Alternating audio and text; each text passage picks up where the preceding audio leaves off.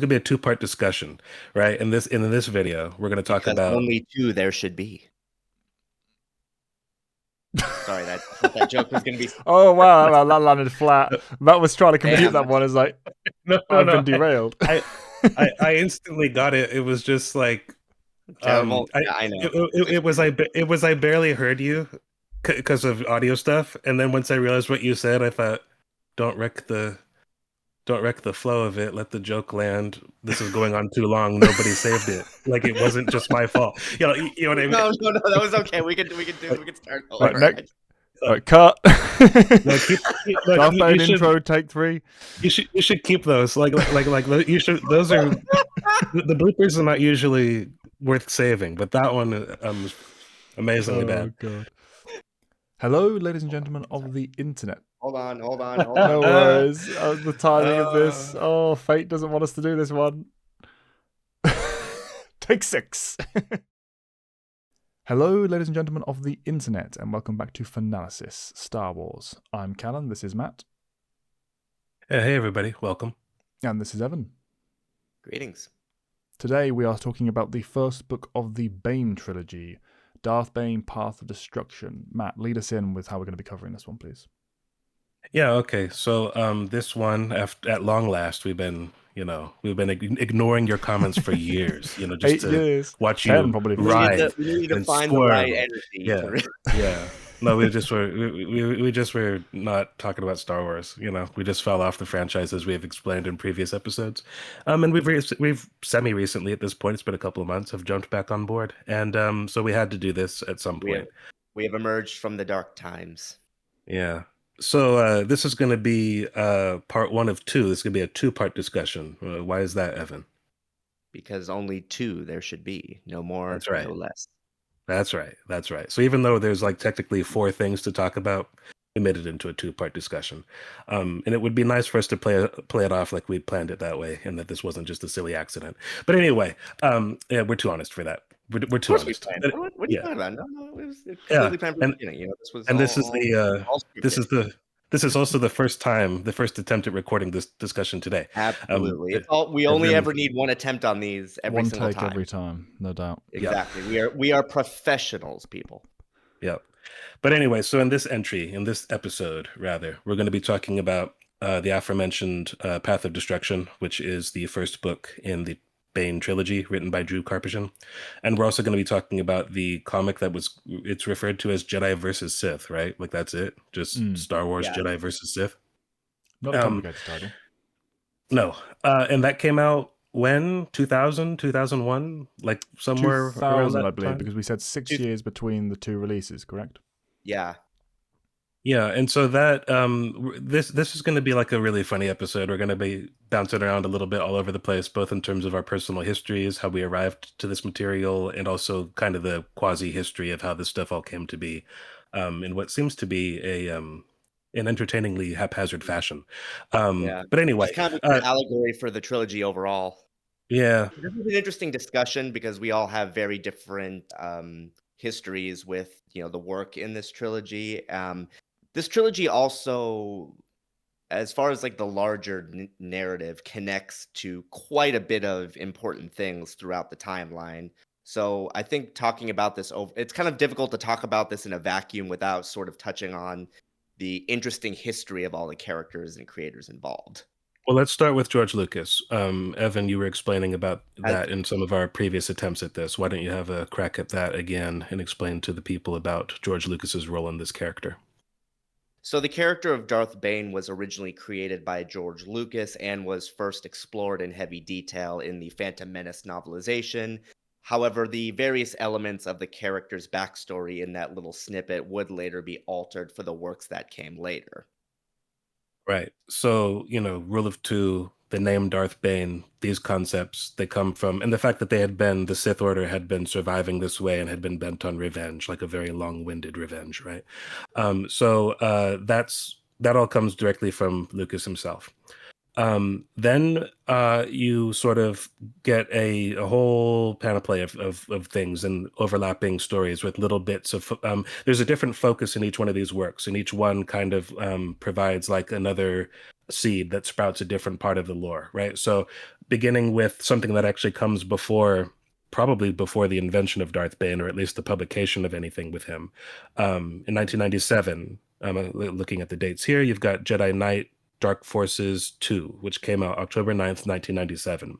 So maybe Lucas had the concept at that point, but the general public didn't know anything about Darth Bane or the Sith in general, really, right? So that really provides a couple of things to do with the lore, like you had mentioned in one of our previous takes, because this is our first time, but somehow we have previous takes from another something else unrelated, right? But anyway, it's a bit of a talked about hodgepodge, the this fact, one, from all the different strings and tapestry behind the scenes of this, guys. So bear with us on this one. Exactly. Yeah, so just really quick rundown of everything, and then we'll talk about how they make sense. 1997, you get Dark Forces 2. 1999, you get The Phantom Menace, the film and the book. 2001, a couple years later, you get Jedi versus Sith, the comic series. And then 2006, you get the first entry in this trilogy, which is Darth Bane, Path of Destruction. Now, so in 1999, we're given the concept of the Rule of Two. 1997, you're given the concept of, what is it called? The Valley of the Dark Lords? Or no, that's on Korriban. Valley of the Jedi. Yeah, the Valley That's right. of the Jedi. Yeah, Valley of the Jedi, and that comes from the lore of the story of the Jedi Knight. And then you talked about the fact that not in the game itself, but in the novella for that piece, you got added bits as well, which included concepts like the force weapon known as the thought bomb. Very, very sparse detail on that. I think in that novella, it kind of implies that the thought bomb was Lord Khan's idea, and it doesn't really give any frame of reference to what it ends up becoming in the current continuity, or this version of the continuity anyway. Yeah. And then and so you have kind of like this ping-ponging back and forth of what are we talking about. Some of it is just setting stuff and force lore. Then you get a more character sort of seed in what George Lucas provided through the Phantom Menace background. Then you get Jedi versus Sith comic, which in essence, I get what is that about? It's probably like, I guess, the last climactic battle between the forces of light and darkness, and the way in which the Jedi thought the Sith had been wiped out, because that's the premise that they're working under by the time you get to the timeline of the prequels, right? So it's very much like little bits and pieces of this, because that comic is not particularly about Darth Bane. He's in it. He has a role to play. He does many of the same things, but that comic also has a number of discrepancies that vary from the minor to the major. So we're going to talk about the events of the comic, but we're going to put that on the back burner for a while and focus on Darth Bane up top, because very clearly, when the time finally came to roll around for them to commission a book about the character, the Sith Lord character, 2006, he was writing it maybe a year or two in advance of that. Drew Karpyshyn was. I think he was probably given the job because of how well Knights of the Old Republic was received. The video game came out in 2003, and it's my personal still favorite. Maybe my favorite game of all time, but definitely my favorite Star Wars game. My favorite RPG, I should say. There are other types of games I appreciate just as much, but for different reasons. But as a story-based game, that is and remains and will always be my favorite Star Wars piece of media, probably. Anyway, his contributions to that, I don't know precisely what they were, to be honest. He was the head writer, which means I kind of associate that with more of a sort of stitching together the grand tapestry of the main plot and the larger ideas, the big beats, and the core characters that were added to the roster.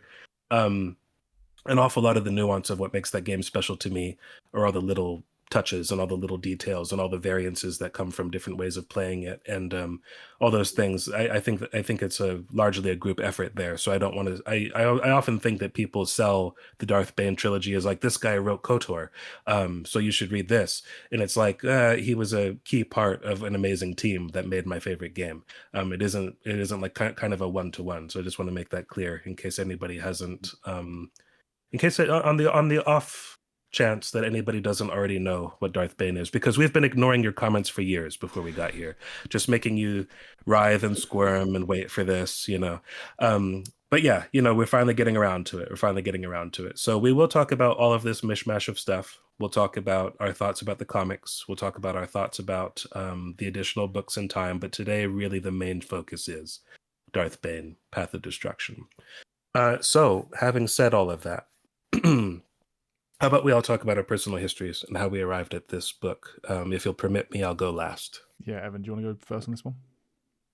Yeah, sure. So mine's fairly straightforward. I was first introduced to the Darth Bane character in any serious capacity, actually, by the Jedi vs. Sith comic. I don't know if I had read the novelization of Phantom Menace at the time. If I did, it didn't really. My memory was kind of somewhat limited of that at the time.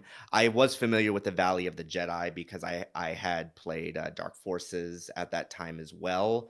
However, I did not come into the book trilogy until a couple of years later, which basically really flushed out the character for me and made me appreciate the story a lot more. So even though I do have my gripes with it, which we will get to, that's the general history for me is very similar to the release order of material, actually.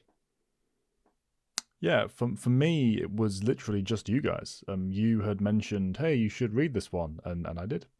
It was basically as simple as that. I mean, as you all know, I have never been a fan of the Sith, so this was never going to be a trilogy that truly resonated with me in the same way that some of the other stories we've covered recently have. But even with that and taken into mind, I did enjoy it on first reading. It's far from my favorite book of the franchise or trilogy of the franchise. There's some things I really like about it in terms of the core concepts and ideas, and we'll explore more of the details of that as we go through this. But for the most part, it was just it was a trilogy that came highly recommended, if not for an enjoyment, although that certainly was the case too, then for kind of lore relevance, because this really is that kind of middle point in the franchise in the timeline where you're connecting everything that came before with everything that came after. It's the start of the Rule of Two, as we know. So that 1,000-year period leading up to the present or then present of the kind of Clone Wars era. It kind of, this is the kind of that halfway between of the two. So it's kind of essential reading if you want to really understand the nature of the lore pre the canon deletion. So yeah, it was just a case of I read it because you guys pointed me in the direction, and my thoughts on it have not really changed since. It's one of those ones where I would recommend it for its lore, and we'll go into what more than that shortly. Well, yeah, to your point, because I think the greatest strength of not just this book, but the trilogy overall is kind of as a history piece. I like a lot of the lore. I like seeing certain events unfold, but kind of like reading a history book, I appreciate more what it represents than less so than as a character piece, which I'm sure we'll get to as it comes. I was curious to ask, Callan, you said your feelings hadn't really changed that much, and overall, the way that you described them, I agree. I think that you've been pretty consistent on the book. However, there are certain characters that yes, I should get ahead of that. Correct, yeah. With the exception of Hoth, radically changed on that one, which we will talk about later. But yes, good point to raise me on. Yeah, I was thinking in terms of overall story rather than any individual pieces of it. But yes, absolutely, my opinions on Hoth have radically changed, and we'll cover that later. You didn't think we were gonna do this and not talk about our thoughts on Hoth, or did you? But you guys will have to wait for that later. You all know what we're talking about, and if you don't need to. But anyway, so yeah, to explain how I came to this, I think sifting through that, probably I found this maybe before the two of you, certainly before Callan. Definitely, but I did not know anything about the events prior to Darth Bane, or I should say immediately prior, when I first picked up this book. This book was a very special one for me when I was younger, and I'm going to try my best to explain why that was. But I should say, actually, I knew the story of like Knights of the Old Republic. I'd already played that, because like I said, that to me is basically like playing your way through the best Star Wars book. You know what I mean? It's like a book. It's a story book that you get to play in, and it's long. It's like 20-ish hours if you're doing everything and you're not using any cheat codes or anything. And most of it, the vast majority of it, is story based. Very few like grinding sort of just to level up so you can do this kind of missions. Very little of it is just about getting that powerful piece of armor or the special lightsaber crystal to make your weapon better, that video game stuff. It feels like literature, like everything, all the little details, everything about it is what I love about Knights of the Old Republic. And I kind of like, flipped my lid when I found this book in the store one day. And I think the book came out in 2006. I think the paperback came out maybe a year or two later. And I think probably at the time, Mass Effect was 2007, the first Mass Effect, I think. So I think at the time I'd begun that, and the sort of combination of like Knights of the Old Republic and Mass Effect, and the fact that Drew Karpyshyn was like head writer, or I don't know exactly what his title was on Mass Effect, to tell the truth, but he was up there. He was one of the head writers there. I think he left the franchise after the second game. But anyway, he left BioWare, I should say, after the second game. So in my head, this guy was like, like he was in charge of like all the best stuff that wasn't Lord of the Rings, as far as my nerd brain was concerned. Like Lord of the Rings, doing a lot of here. yeah, it was like final year of like Harry Potter books. I think like Deathly Hallows was coming out. It was just a weird. It was like a great time to be like a nerd. There was just so much stuff happening. And then when I found this book, I remember we went to Walmart. There's an old ass like ridiculous book review that I posted from like the dark ages of YouTube when I was like still a teenager. I'm not on camera. I wouldn't have done that. I don't even think I owned a webcam at the time, is what it was. But I explained like why you should read this book, and my mom dragged my sister and I to Walmart for something. And next to where you find like Granny's crosswords and Sudokus, they had this book, and it was like this Sith Lord sitting there. And I thought, oh shit, like what's that? And it's not where you go to buy a book, Walmart. You know what I mean? It's just like I said, it's just whatever's there, like, hot off the press next to like the rag, magazines and all that stuff. But that caught me. I was like, ooh, and it's the guy who's associated with Knights of the Old Republic and Mass Effect and all this stuff that I love. I'm going to do that, because I didn't know that the book had come out and obviously had done, good business, because it was like a bestseller. I didn't know anything about it. I just grabbed some paperback off the shelf. And at that point in time, I think 2007, I'm about 16 years old, like when I'm reading this, and huge, ridiculously huge fan of Knights of the Old Republic. That's key here, right? I picked up this book, and it was summer vacation, so I didn't have school to like really do. I was taking honors classes and like one advanced placement history class, and so I had assigned reading over the summer, and it was all this stuff that. It was like the book called the Killer Angels, which was about the Civil War. There was a book I was supposed to read about Abigail Adams, second president's long dead wife, and I'm like, I don't want to. Now today I would gladly read those things out of choice, but back then, very much an imposition on my life. But I generally, outside of those things, I had free time, and this book, man, it saved me from like a boring summer. I didn't grow up with like a lot of money. My parents had kind of different time. Sometimes we were okay, sometimes not. And at this point in time, very much not. Like my mom was living in like just a horrible kind of rundown, almost like a shack kind of a place with like her second husband. And it was just like a really like just lame summer. And this book, like it was kind of like I can either be here in this reality that I don't love, or I could be like somewhere else. It was escapism. And I didn't expect it going in. I knew, that this guy had written KOTOR, like I said. I didn't know he was gonna like drop all these dimes and kind of like almost get to the point of like jacking himself off with like his own lore being like shoved into it, But at the time, very forward with a lot of the KOTOR references and a lot of the crossover between lore and characters. Which, I mean, for this specific story, I would say a lot of it's pretty justified. Other times, it is just kind of reference for the heck of it, which is whatever though. It's a little self-aggrandizing. It is fan service to the maximum. But at the time, as a gamer, you can be like, I've been there, I've been here, I've seen that, I've done this. That's exactly that's the feeling it captures, isn't it? I remember that level.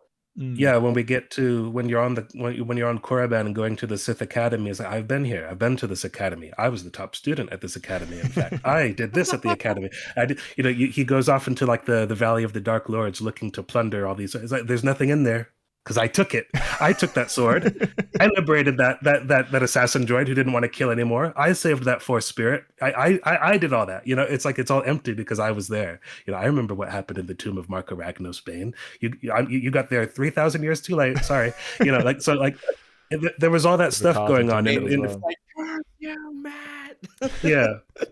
Yeah, so it's like I read it at a time, again, it was just like not a great time in my life. I won't say the worst time in my life, but it was just like a really lame summer. The kind that you're just wishing you could escape from. And we lived like in a remote spot. There were no other like people to hang out with my age. There was like drunks around that I would hang out with out of having no other choice. Not that I was a bad kid or anything, but just like, just very much like when you're watching like a movie about like someone in like podunk town in America who wants to escape. That was my life at the time. So the book really was that. It was a ticket to like the galaxy, and it was a galaxy I knew. It was a place I knew. It was that feeling of like friendship and familiarity. And so there was a time in my life where I really loved this book. Granted, I was 16 and I didn't have really that much of a critical eye towards anything, and I also didn't really have much of a literary focus in my life, like at all. And now that I'm trying to write my own stories, now that I just read far more often for its own sake, just for the pleasure of it, both nonfiction and fiction, this is a book that I find difficult to return to. I was kind of shocked and horrified because I kind of debated whether I would say this.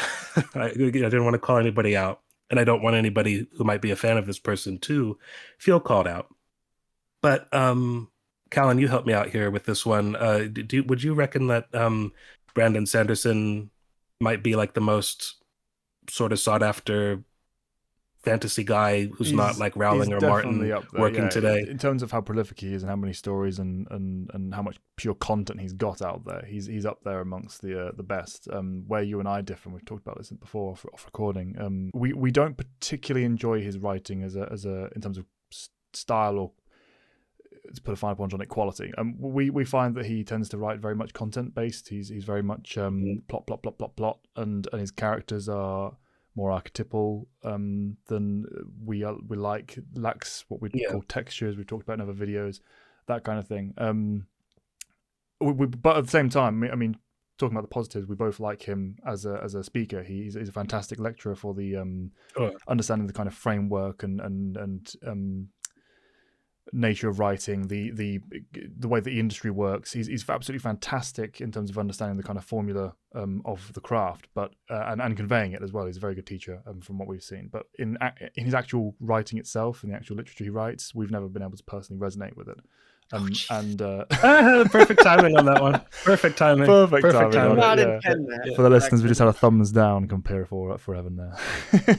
But yeah, so what we don't personally resonate with his craft. A lot of people do, but what you're alluding to here is the fact that this book, Karpyshyn's writing within this trilogy, it feels what we've come to call Sandersonian in style. So it doesn't speak to our proclivities as readers. I struggle very much with books like Mistborn or The Way of Kings. These are, I don't know about Mistborn per se. I mean, but Way of Kings is very much like a vaunted work. Like, I mean, people talk about that like it's Tolkien, or like it's one of the best seminal works of like fantasy or modern fantasy. I kind of despise The Way of Kings, to tell you the truth. And it was like, and when I would think about what I didn't like about it, it's a long book, so you have so much time to think about what you do or don't like. I don't like really anything about it. I don't like the world building. I don't like the characters. But more than anything, it's the use of language. It's so dull. And to me, I've used the word colorless to explain it. And what I mean by that is there's no such thing as like character voice. There's no poetic, prosaic writing. There's nothing memorable except in what I found not offensive, but off-putting. Things that linger in the memory like a bad taste, like a bad smell. Like it's not. Sanderson talks of using what he calls like invisible prose, and it is very much tailored around this idea of just moving a story forward. His characters, when they're sitting around, to contrast him with somebody like, say, Joe Abercrombie, his characters drip with just nuance, conflicted morality. ridiculously strong and immediately perceptible character voice, He's a patron which saint differs of that, as far as sharply. I'm concerned.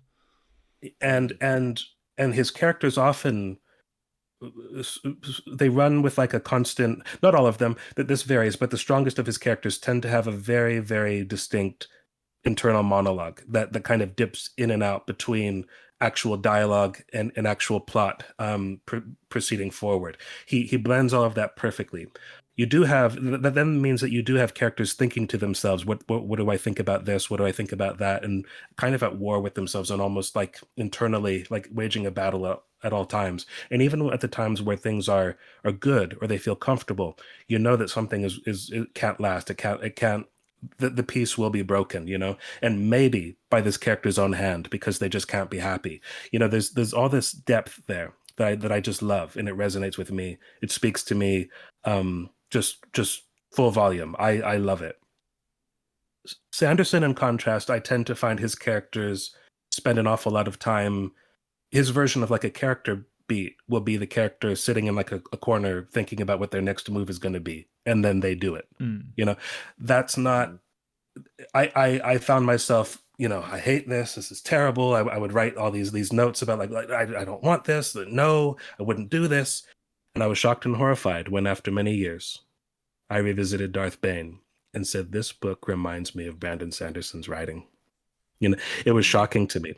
And so this isn't to say that if what we're describing happens to be your particular cup of tea, that's great. If you like this, that's fine. If you think that the book is fun, to some extent, I still think so. I mean, I read it in one sitting. Like that summer that I was talking about, I read it all in one sitting. The books I had done that I had done that with at the time, very, very few. Yeah, maybe a couple of like the early Lemony Snicket books, maybe the first Harry Potter book, maybe Chamber of Secrets, the short ones I could do that with. Maybe certainly some Animorph books, or as we've mentioned in previous videos, the Jedi Apprentice books, but those are all little teeny tiny books, this thing I read from sun up to sundown. Like, my mom bought me that book, I took it home, read it all in one go. And it does move at like a clip. And there is something about the way that the language is used, how sparse it is, how streamlined everything is, how plot focused everything is. You can run right through it. And if you're enjoying what is being put down, that's great. And again, I had the kind of rough painting already in my head because I'd already been to so many of these locations and they already meant something to me because of another story. So I rolled with that. But when I look at it now, knowing what already happens, I don't get so much out of going through it a second time. Whereas something like James Luceno's writing, like most of the time, we had our critiques of like Dark Lord, for example, which wasn't a terrible book, but we had critiques. But comparing that to Plagueis, I mean, there are passages of Plagueis I could read and have done over and over and over and over again because of the way that the language is used, because of the way a scene is structured or built, or kind of disassembled sometimes when things don't go the way that the characters want them to, with purpose from the author, and how just storytelling craft I admire so much more in other books. These books are kind of they're a character study. They are a character piece. And he is an anti-hero and he is compelling and all the other things that they say, like on the blurb on the back of these books. But I don't think he's a terribly deep character anymore. 16-year-old me who flirted with like sort of staunch, stand on your feet, kind of Ayn Randish sort of principles.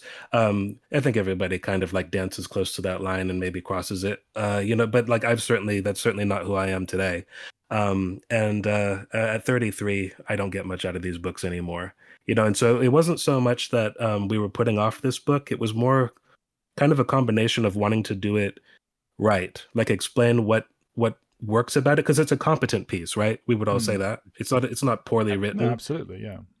You referred to KOTOR as like a experience like literature. But to your point, there's a level of immersion that is achievable in a video game that is distinct from what you can achieve in a book.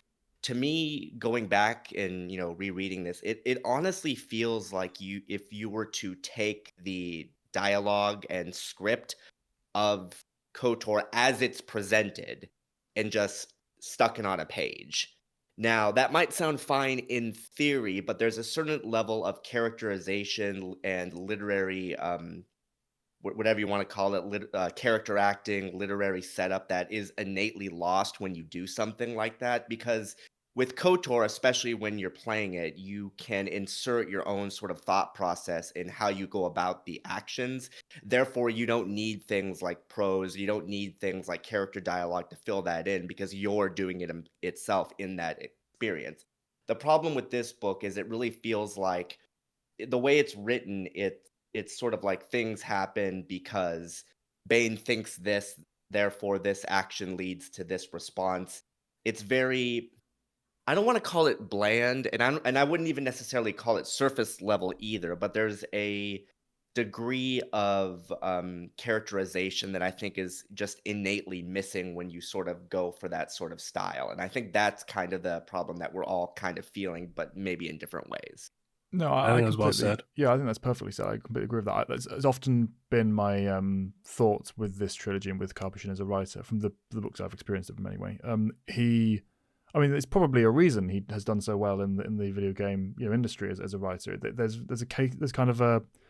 a difference in the delivery mechanism between the two mediums. I mean, like you say, you can have it be that you write an almost flow chart level, not surface level, but in terms of how you're organizing your thoughts and organizing your pacing, organizing the framing of a story, you can kind of just stick it down in a flow chart in a way for video games that will then get filled out and had added texture and depth from the video game elements that you can't do in a story, in an actual novel, in a book. And I think that that's something that he would, as an author, would recognize. He's not completely oblivious to that. It's not like he's just, we can write them the same way. It's not. We're not trying to say that at all, because you can see in the specific scenes, and we'll go into them as we go, that there are different levels to which he's kind of fine tuned to calibrate for that different medium that deliver better results than others. But as a whole, it very much feels like input output for me. It feels like you're just reading a plot with all character elements delivered as though it is delivered through plot. So like you said, Matt, but both of you, character thinks this, character does that, character thinks this, character does that. There's even the repetition involved in terms of how things are brought up and recovered as you go through the story. It doesn't like you said, it feels like you could take this story, put it into a video game, and it would be one of the best video games you've ever played, but it's not that medium. So I think it does suffer from that quite a bit. You and I Sorry. Just real quick, just to terminate the point from Callan there, or to finish it off. Before we did this recording today, a couple of days ago, you and I both used the word bored at times. And it's less that the story is bad. It's more just the actual experience. I don't feel immersed in this, and I do feel like I'm just being told. And again, that's that Sandersonian thing. I feel like the character, in some ways, it's the unfairness of it, because by the same token, Revan feels as deep as he does because in some ways I'm projecting myself onto that character, as anyone can when you're playing the game. You're actively making the choices that define the character in your own head. Yeah. We all have our own kind of head canon of that person.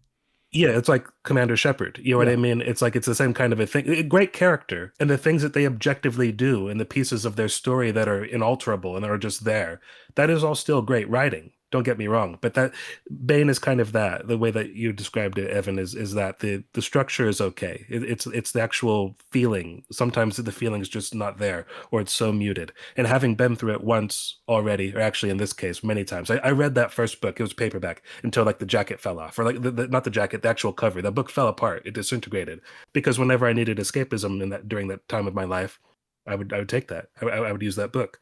I have like replaced it with better copies, and I have like I remember I made it my mission to collect the other a few books, not just this trilogy, but a few books in hardback after they did all the reissuing of the with the ugly Legends banner on it. I wanted original of certain books, and even though these books I don't love them as much as I used to, they were important to me, especially this first one during a period in my life. I did that also with the Darth Plagueis book. I will not say how much I paid for that, but way too much, because I didn't buy it hardback when it was new, but way too much. Just to say I have that. It's wrapped up nice and tight in my dad's closet somewhere, or like in my room at my dad's house. But anyway, what were you going to say a few minutes ago, Evan? Yeah, I think what really shocked me going back to this too, and what really sort of cemented my view of, the sort of video game comparison is how this is one of the few times I'll actually use this phrase in this review, how badly things like flashbacks are integrated into the narrative. Because I honestly felt like, so you're playing, like when you're playing KOTOR, for example, and you finish a mission, you go back to the Ebon Hawk and your character goes to sleep, and then you have like those visions of Revan's past, but it just kind of happens. There's a lot of sequences like that in this book, but again, the problem is the the medium of a novel doesn't fit with that kind of abrupt um, transition. You need something. You need something more fluid, because there are literally moments where Bane just goes to sleep and has flashbacks or memories that are conducive to his development later in the book. It just kind of happens, or a new chapter will begin. It's like, oh, we're suddenly with Kopej above Ruusan, or oh, we're suddenly in Khan's tent. Now, there's honestly there's only one moment where I think the flow actually kind of works, and that is when you go from the unknown world to Githany waking up in her tent, because she very specifically felt something through the Force, and that's what woke her up. That's fine, but everything else is very just okay. Like again, like if this was like a screenplay, like okay, insert scene 6 at after this point, Bane wakes up and has this revelation. Oh, time to cue this flashback. It's very, again, and I'm not saying it breaks the experience. It just feels very, very awkward at certain scenes, and I think that honestly shocked me, because I didn't remember it being that haphazard as it was originally. I agree with that. Um, I most of those moments, there are a few exceptions from come to mind when you look back on it, but most of those moments could have done with a better transitionary bridge, both on the plot level and also particularly, like you say, in the prose. The Githany one is a good perfect example of how that works, because you can almost visualize cinematically the kind of jolting away because she's physically seen what she's seen and runs out to deliver the message to Khan. That was a well executed one. But for the most part, and this kind of ties into a larger problem I have with the book, one of the things I take issue with is the character of Bane. So much of what defines who he is his struggle. It's his struggle through life, struggle with himself, struggle with the dark side, or to properly master it and lean into it as his kind of way of life. That to me, through little things like this, isn't conveyed in the actual book at the prosal level or the framework of the story. You don't feel like much of anything is coming to him in a struggle. He does. There are obviously moments where he is struggling, and Capuchin does put in parts where, okay, he's stumbled here, he's failed there, but they're always immediately tied up straight afterwards with something else coming along, like he'll readjust, or that's not even the right way to explain it, because if he was adjusting, that would be something that would be good. It would be him reacting to the problem and solving it, and having a bit of a character agency. But he, as a character, tends to have, oh, I've thought this or I've failed here, and then something will come along to immediately make it okay again. I noticed that throughout the book quite a lot, and those visions, as like you say, that ties in a little bit to that as well. I would have liked to see more of a character journey here in this story, not just in, as we've talked about before, the kind of development and the exploration of the character thoughts on the prosal level, but the journey itself, point A to point B. We kind of see the growth and transition of his character end about halfway through this book, and it kind of calcifies after that point. I'm not a big fan of that for the first book of the trilogy. I agree. We talked about a little bit of this a couple of days ago in loose detail, but I think I think the way I would phrase it, I have a similar feeling to you. I think Karpyshyn, as an author, he lays out sort of like the task at hand for the struggle, for like the kind of setback into the process of rebuilding and then overcoming and all of that. But an awful lot of that is over and done with over the course of like one internal monologue, or it kind of comes off page. We cut away from that scene of struggle, a little bit of time goes by, and it's not very much time, but it's kind of cleared up. And there are a couple of times, there's a few big instances, like the big beats are earned. His eventual defeat of his rival at the academy, which we'll talk about in more detail later, that at least is earned. Other things, though, I mean, I have and always have noticed this. I've heard the criticism from people that think he's a little bit of a Mary Sue. I don't think that that word is. I think it's an overused criticism. It's a lot like plot armor. It's almost never actually at play, as far as I can see, but it's often called out. That isn't to say that it's never a problem, but I think it's way overdiagnosed. And I think Doesn't get armor until the next book. exactly, literal plot armor. Literal, Yeah. yeah. Yeah. So see that whole thing when you talk about video game writing, that's my big issue of the second book. The second book is actually the first book. Everything we're talking about here, I think, the issues that we are detecting in it, I think, and we'll get into the actual discussion of scenes here soon and the structure of the book, but they're more nuanced than saying this is bad. It's more like this is fine. It could have been much better. The second book and the third book, those suffer from kind of the natural problems that arise whenever you're making sequels, and they weren't necessarily meant to be sequels from the start. Those books have an awful lot of contrivances, an awful lot, just to make sure that the plot can progress. The characters that really have no business knowing each other or being grouped together must come together in precisely this way or at precisely this time for the plot to proceed as it does. And that's a different topic, and we'll talk about that when we get around to Rule of Two and Dynasty of Evil.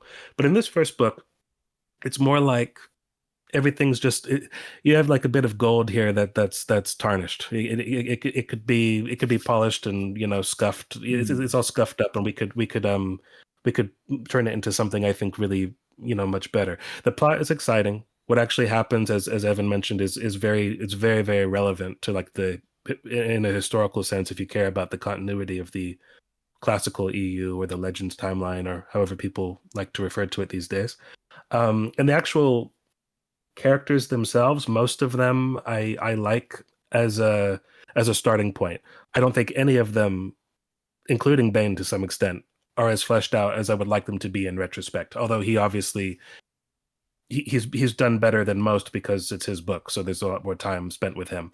But that said, can we focus then on where things begin then on Apatos? Because for me, and I've always felt this way, but I never realized how strong this feeling was in me until going back to these books after a long time away. I always thought this was, in my opinion, the strongest stuff in the book in terms of the actual writing stuff. Absolutely. The best of the book is everything on Apatos for me. Yeah, I recognize that what I'm about to say would not be well received by like the masses, at least not immediately, but I could kind of do with an entire book of just that, of very slowly, very, very slowly clawing his way out of his horrible existence.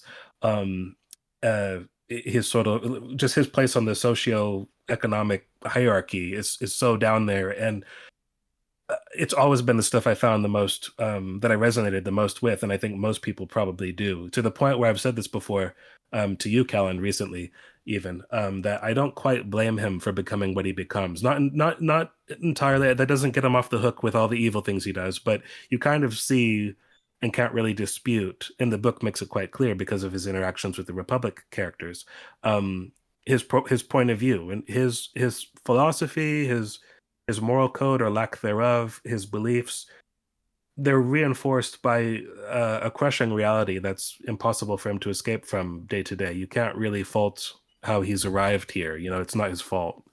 But he's at his most relatable at this stage. Not only for all the reasons we're going to talk about in a minute when we're talking about the actual scene structuring, the pacing, the natural dialogues at its best, I think, in the book, and even in the trilogy in this section. Yeah, but I kind of wanted the whole book to be. Yeah, before we even get to that, just his human relatability at this stage is so much stronger. And obviously you're going to lose a touch of that when you touch on the Sith stuff in general. There's going to be a little bit of a drop down from the nature of the fact that isn't true to life. We don't have the Force. But even compensating and factoring for that, there is a steep drop off where he just stops being this kind of relatable human that has the same kind of thoughts that you might have in your life the same way.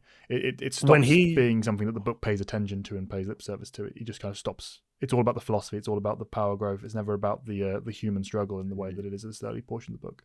The when he finally doesn't as slow as it probably should. Yeah, when he finally kills his rival, we'll talk about all that later. But he literally is like, "I don't have a character anymore. I'm the dark side now," and that's who he proceeds to be for the rest of the trilogy. So I mean, it's very stark. But yeah, early on, I could just watch him kind of fumble his way through as like a pauper in the galaxy trying to find like a better life, and I could he does that, but it's all just a couple of chapters. I'm saying I could read an entire book of that and how the way it ends is him being introduced to the dark side Mhm. through proper Sith training. But I mean, it's this stuff I think really still works pretty well. I don't know if I'd call any of it 5-star writing these days, but it's the best stuff in the book, so I don't fault any of it. Um, Mhm. It to me, it honestly, this might sound a little bit silly, but it almost felt like I was reading like a story about a dark Han Solo, yeah, like a sure. Han Solo whose like horrible circumstances were cranked up to 11, and he has to like you were saying claw, steal, cheat, fight his way just to get by, and and to your point, it kind of like the The Han Solo books, it would be very interesting to see what would an entire narrative focused around this setting, uh, eventually grow into.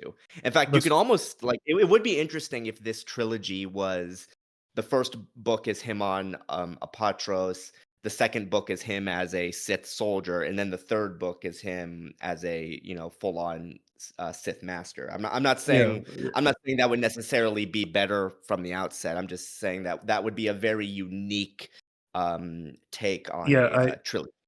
I definitely don't think most people would embrace that, but I would. I would love that. That's the kind of thing that I think would really play well for me.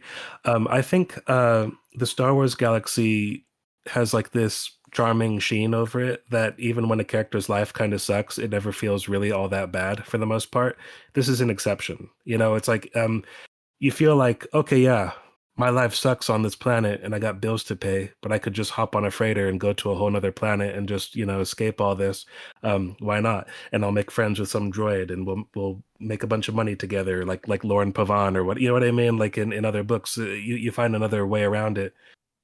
In this, it makes it quite clear like those fantasy elements have been leached out of his life by design because he's living under a corporate thumb, a very cruel, ruthless one, even by the standards of just cor- corp- Corporate thumbs. corporatocracy. Yeah, yeah, yeah. There's a word that Uh, I'm failing at, but an almost like quasi feudalistic. I mean, just look at your own life, people, and examine it. Like just look at the society and how it's crumbling around you even now. It's this.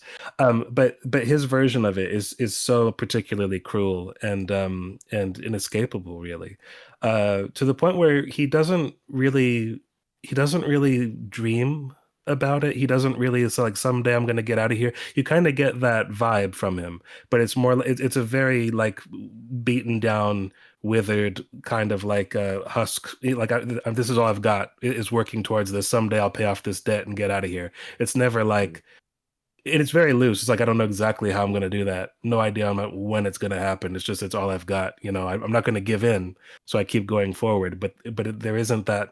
I'm going to get out of here and have my Disney moment. This is my I want song, and I'm going to get out of this little town. Or there's none of that.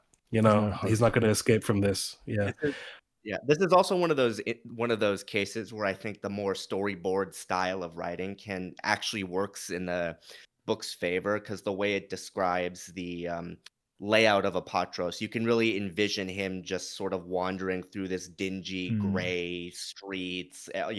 All the other miners just hunched over, just going about their grind day to day, clouds up in the sky.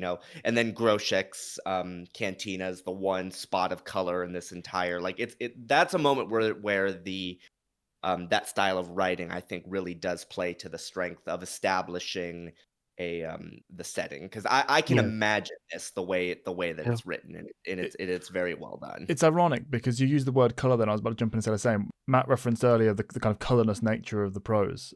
This it's intentional here, and it works so well. The fact that you can kind of strip things down to their bare bones, talk about the visual like simplicity of everything, talk about that kind of rundown. He's not taking too much in; he's just walking through almost on instinct, on motor reflex, muscle memory, effectively, just walking through this town. Everything's fine because everything's automated, everything's just running on auto.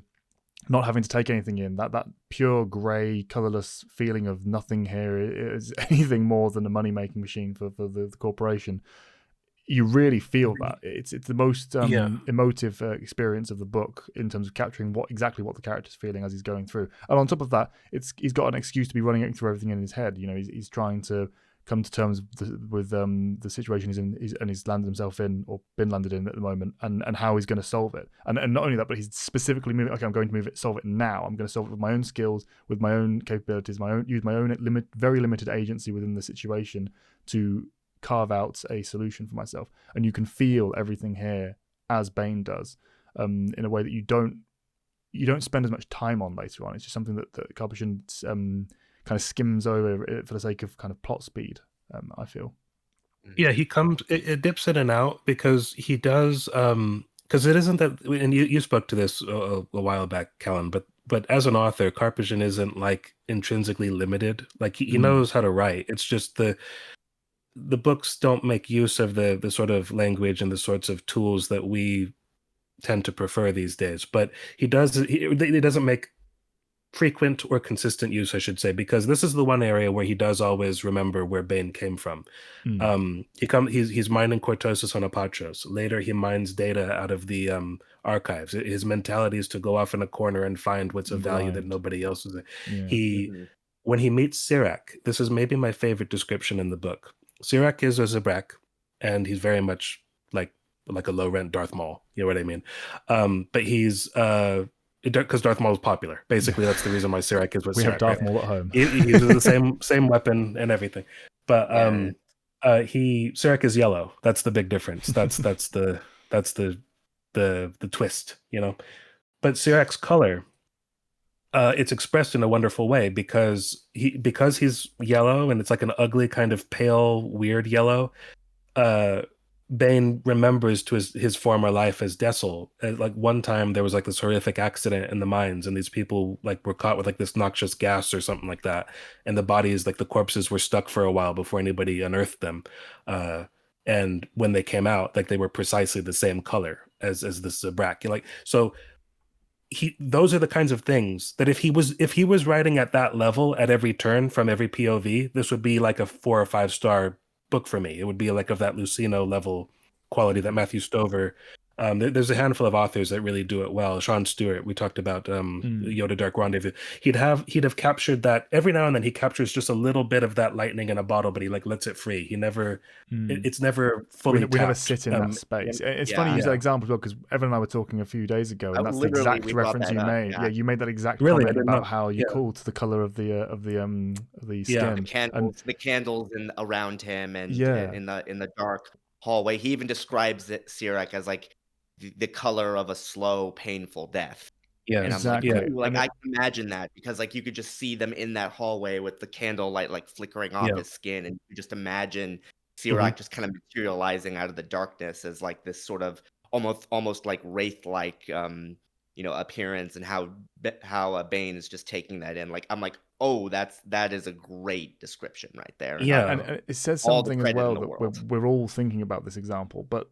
And I answered you before, Evan, in this way, is the fact that we don't get to sit in that space. We don't get to enjoy that comparison. We don't get to feel like this is a planned out, like there was a reason for bringing this up. You know, it's great in a vacuum in its own right, and it doesn't have to be connected to anything. But if we got the sense that this kind of this diving back into his past and the recollections he's making, the idea that we're seeing the journey he's going on, how he's breaking free from that past, you know, tying into the Sith culture, the idea that your power will set you free, your chains will be broken. We don't get to experience that emotional journey within the plot, or rather, we do in the plot. We don't get to experience it in the story. That's my issue with it. It's all the technical beats. We don't see it happen. Exactly.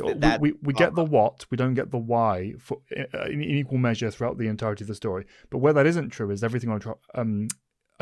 What's the planet name? Apatos. I keep saying Apatos. I keep saying I'm getting Doctor Who overlap, but yeah, Apatos. That is where it's not true. You see from step one of Apatos to the when he's finally leaving, story is very much in mind, and it's focused in every scene. It's kind of enriching. It's obviously made it a little bit easier for him in the fact that it's not got quite as much baggage, and that we don't know as much about Bane at this point. You know, he's got the literary permission to dive in and go over everything beat by beat and assess the character and introduce and peel away slowly. Once you get further into the story, you have to be a bit more sparse about that, and you can't be quite as rich with it.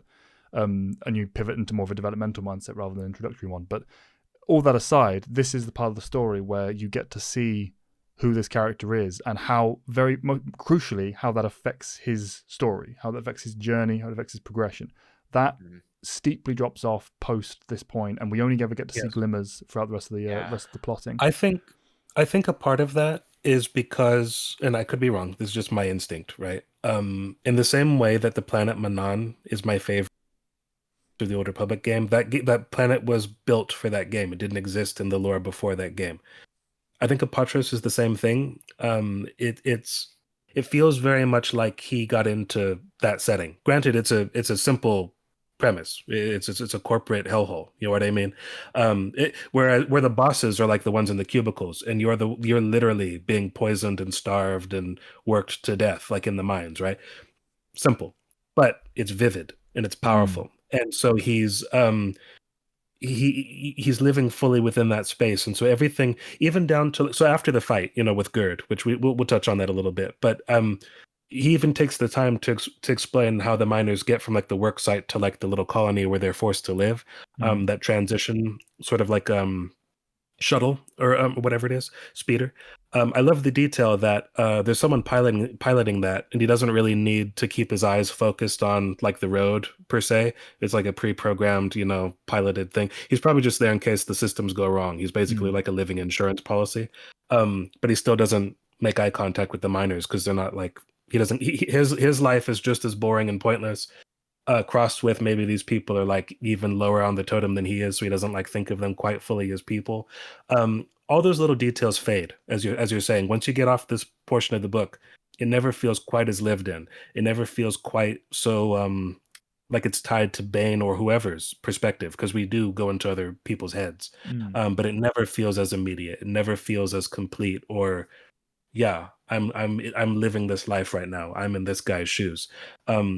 His experiences and those of others are obviously they can be harrowing and all that, but that's not quite the same thing. That's more just like the plot peaks, you know, with like in terms of excitement and action, and then dips back into something else. It's not the same as just the nuances of conveying everyday life. That's that sort of secondary life that what's the word, when you do something by proxy, that vicarious experience. You know what I mean? That's the point of literature for me. That's what I want at all times. And whenever I say that something isn't as strong or isn't quite my cup of tea, it's missing that vicarious experience. Because it doesn't all have to be exciting. You don't have to be like, oh, what's going to happen next? You know, that's obviously a key part of good storytelling. Most of our favorite isn't. Exactly, yeah, but it's not where our personal preference lies, but also where most truly exceptional stories really excel. You know, you can have exciting and well laid together plotting, but if you don't feel that immersive sense of, I'm a part of this story, I'm a part of this journey, part of this character, I'm seeing what they're seeing, not just physically but feeling it,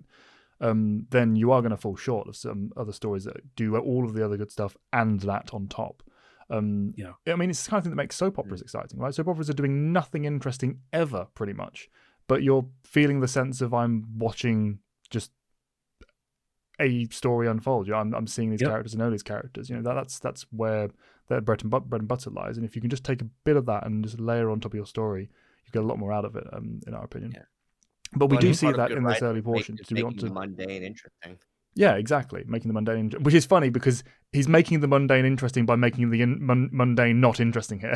He's making it very clear this is dull, boring, not the way things should be. Everything's grey, everything's automated, everything's tedious, everything's oppressive, and yet it feels enriched Mhm. and lived in because of But the how rest of the well book he's has the manifested opposite that. problem. Yeah, He's making the exactly. interesting mundane. Exactly. Yeah, it's interesting how he managed And to accomplish that on this. It could be that's just the correct. fact that more attention has been spent on the intro because a lot of writers tend to weigh heavily Mhm. in terms of their attention as time spent on the writing. It tends to be at the front to kind of make sure that you've got that hook to bring readers in.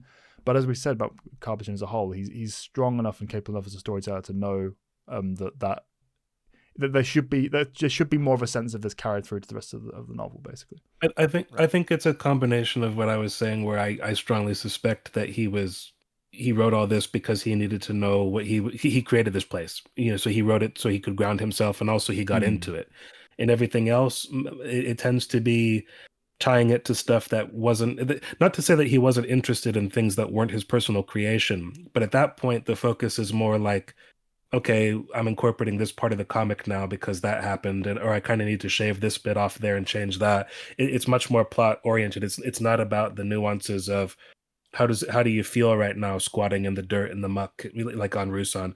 There's some of that, but not nearly enough, like for me, like and also I think, and again, let's focus on Apatos, but real quick, I think one thing I would have changed, like if I was the editor and I could have demanded something. I know it's called Darth Bane because of what the stories you're incorporating and the way that the book is kind of organized or kind of disorganized, like after a point.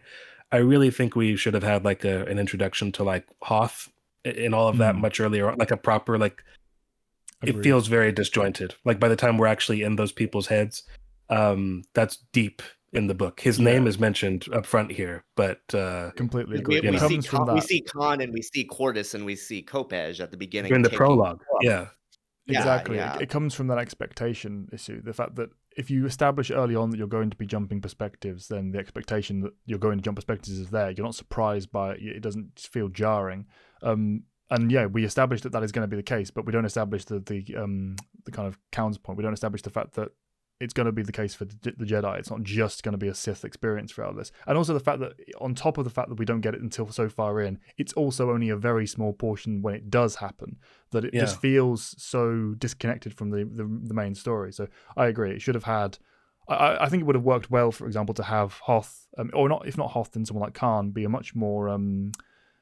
focused antagonistic presence to Bane, to be part of his overall story, part of his great hurdle he has to overcome. Because the fact that it is just a case of, I guess I'll get rid of you then, and it just very easily executes it in the last final part of the book. Yeah, It doesn't feel like it's a necessary component.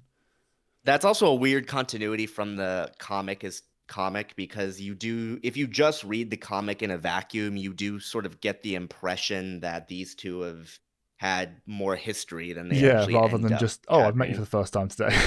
This scene, even.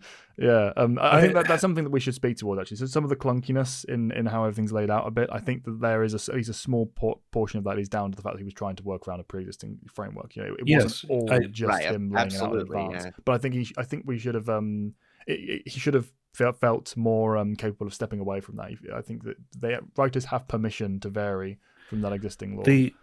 This was weird to me. This was weird to me without, again, when I first read this book, not only did I not know the events of the comic, I didn't know the comic existed. So and even then I felt very torn about the character of Khan from the beginning.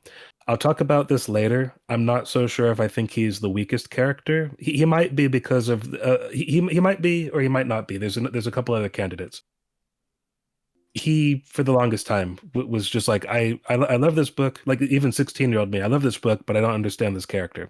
And then when I realized, he was tacked on kind of from like this other work where he was actually introduced. That's kind of where I was like, oh, okay, all right, I can kind of understand how this happened a little bit, But even, and to your point, Colin, like what you're saying, that's not an excuse for like kind of substandard product in the end. It's not that the writing is poor, it's more like knowing all the factors that were at play here.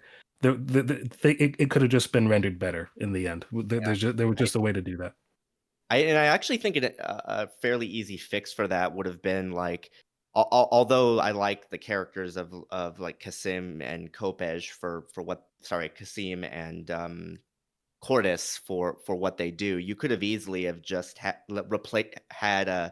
well, Kopej and Khan just be stand-ins for what they do in the story, and I don't really think too much would Okay. have to change in the grand I scheme of things.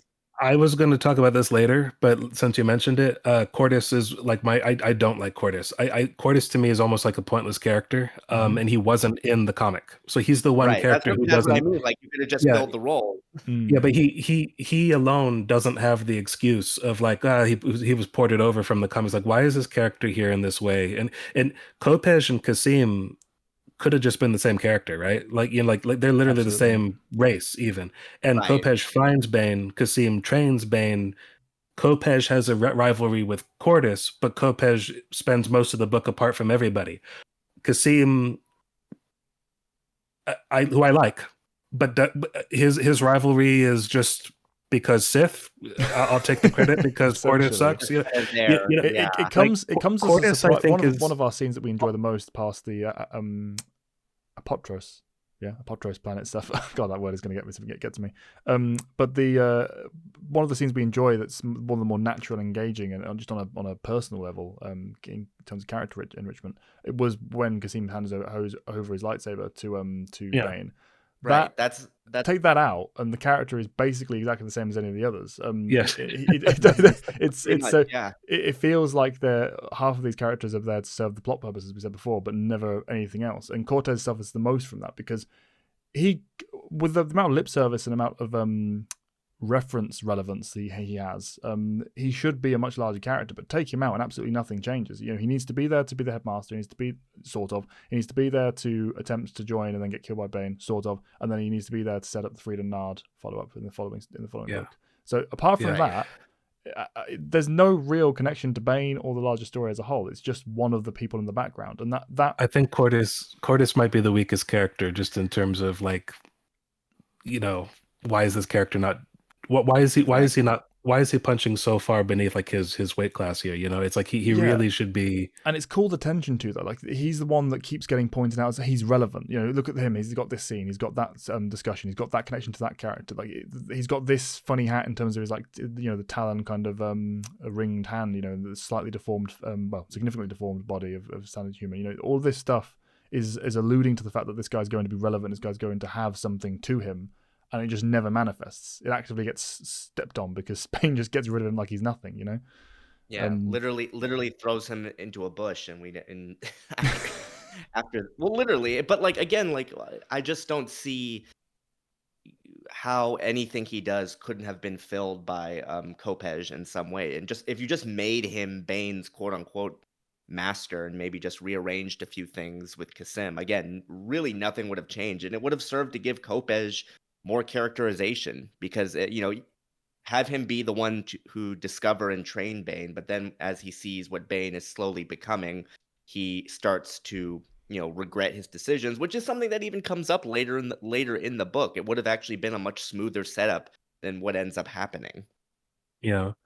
So we start on Apatos with Bane mining Cortosis. As we've mentioned, the writing style really does a really great job of establishing the dreary grind of Bane's current setting, and we open actually with our first action scene, that being a brawl.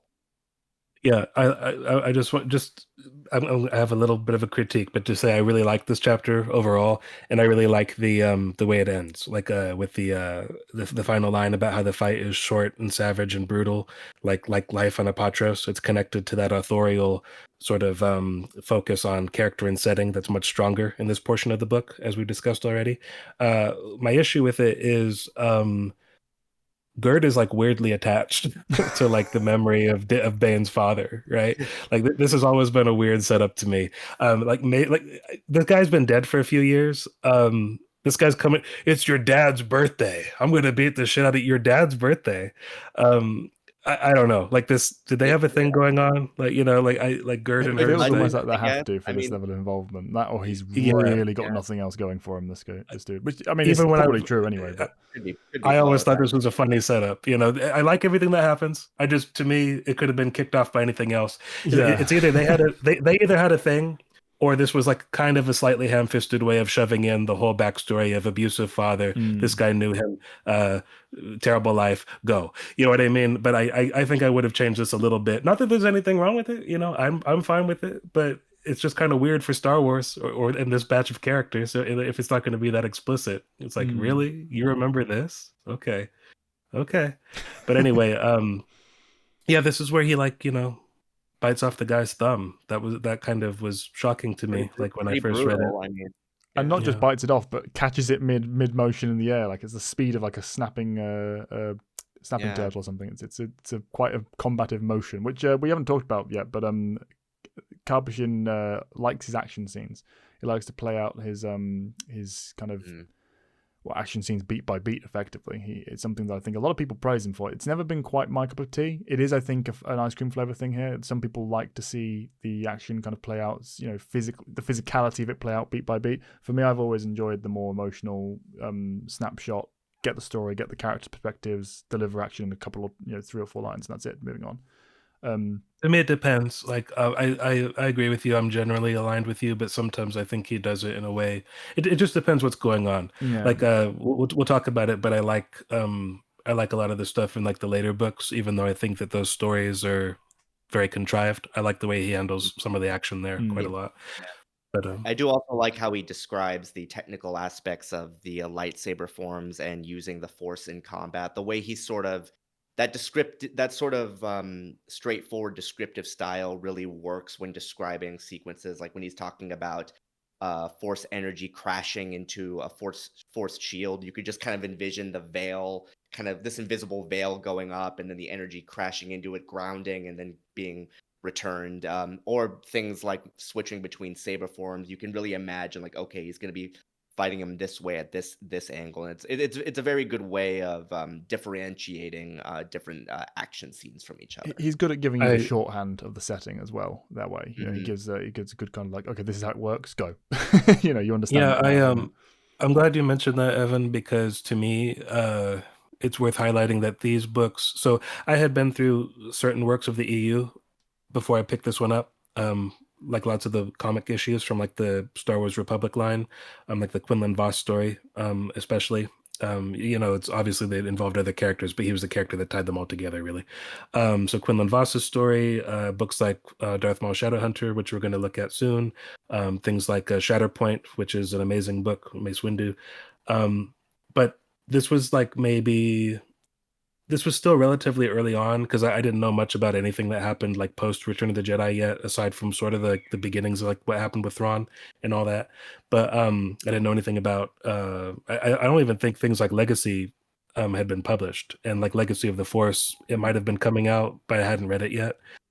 So I didn't know it. It was kind of relatively early on. It was like a seminal, EU work for me, but it came out after we'd already had the prequels, so I knew that like all these cool concepts, like about like the lightsaber forms and like how Jedi train each other and how they fight each other and all those ideas, they were not going to be expressed in a forthcoming movie anymore. So I was glad to see them being made use of in a story and having somebody do creative things with them. And in some ways, my imagination made more of these fights than many of the things that are actually on screen at that point. And even if you like things like TCW, for example, which has like a boatload of fights, most of which I don't care for that much, but even if you like that didn't exist yet. So it hit at the right time for striking people's memories or imaginations, in the right way. Yeah. Playing with all So these concepts. So after the brawl, we get that sequence where he's on the shuttle that Matt's already talked about, which takes us into the city of Apatos itself. Again, talking about the dingy gray buildings, Oro, and their less than habitable treatment of the inhabitants. And then that is also our introduction to the Cantina run by Grosheg, who I think we can all agree is probably one of, if not the best Nemoidians in the franchise. Best character The best in the book as character well. in the book.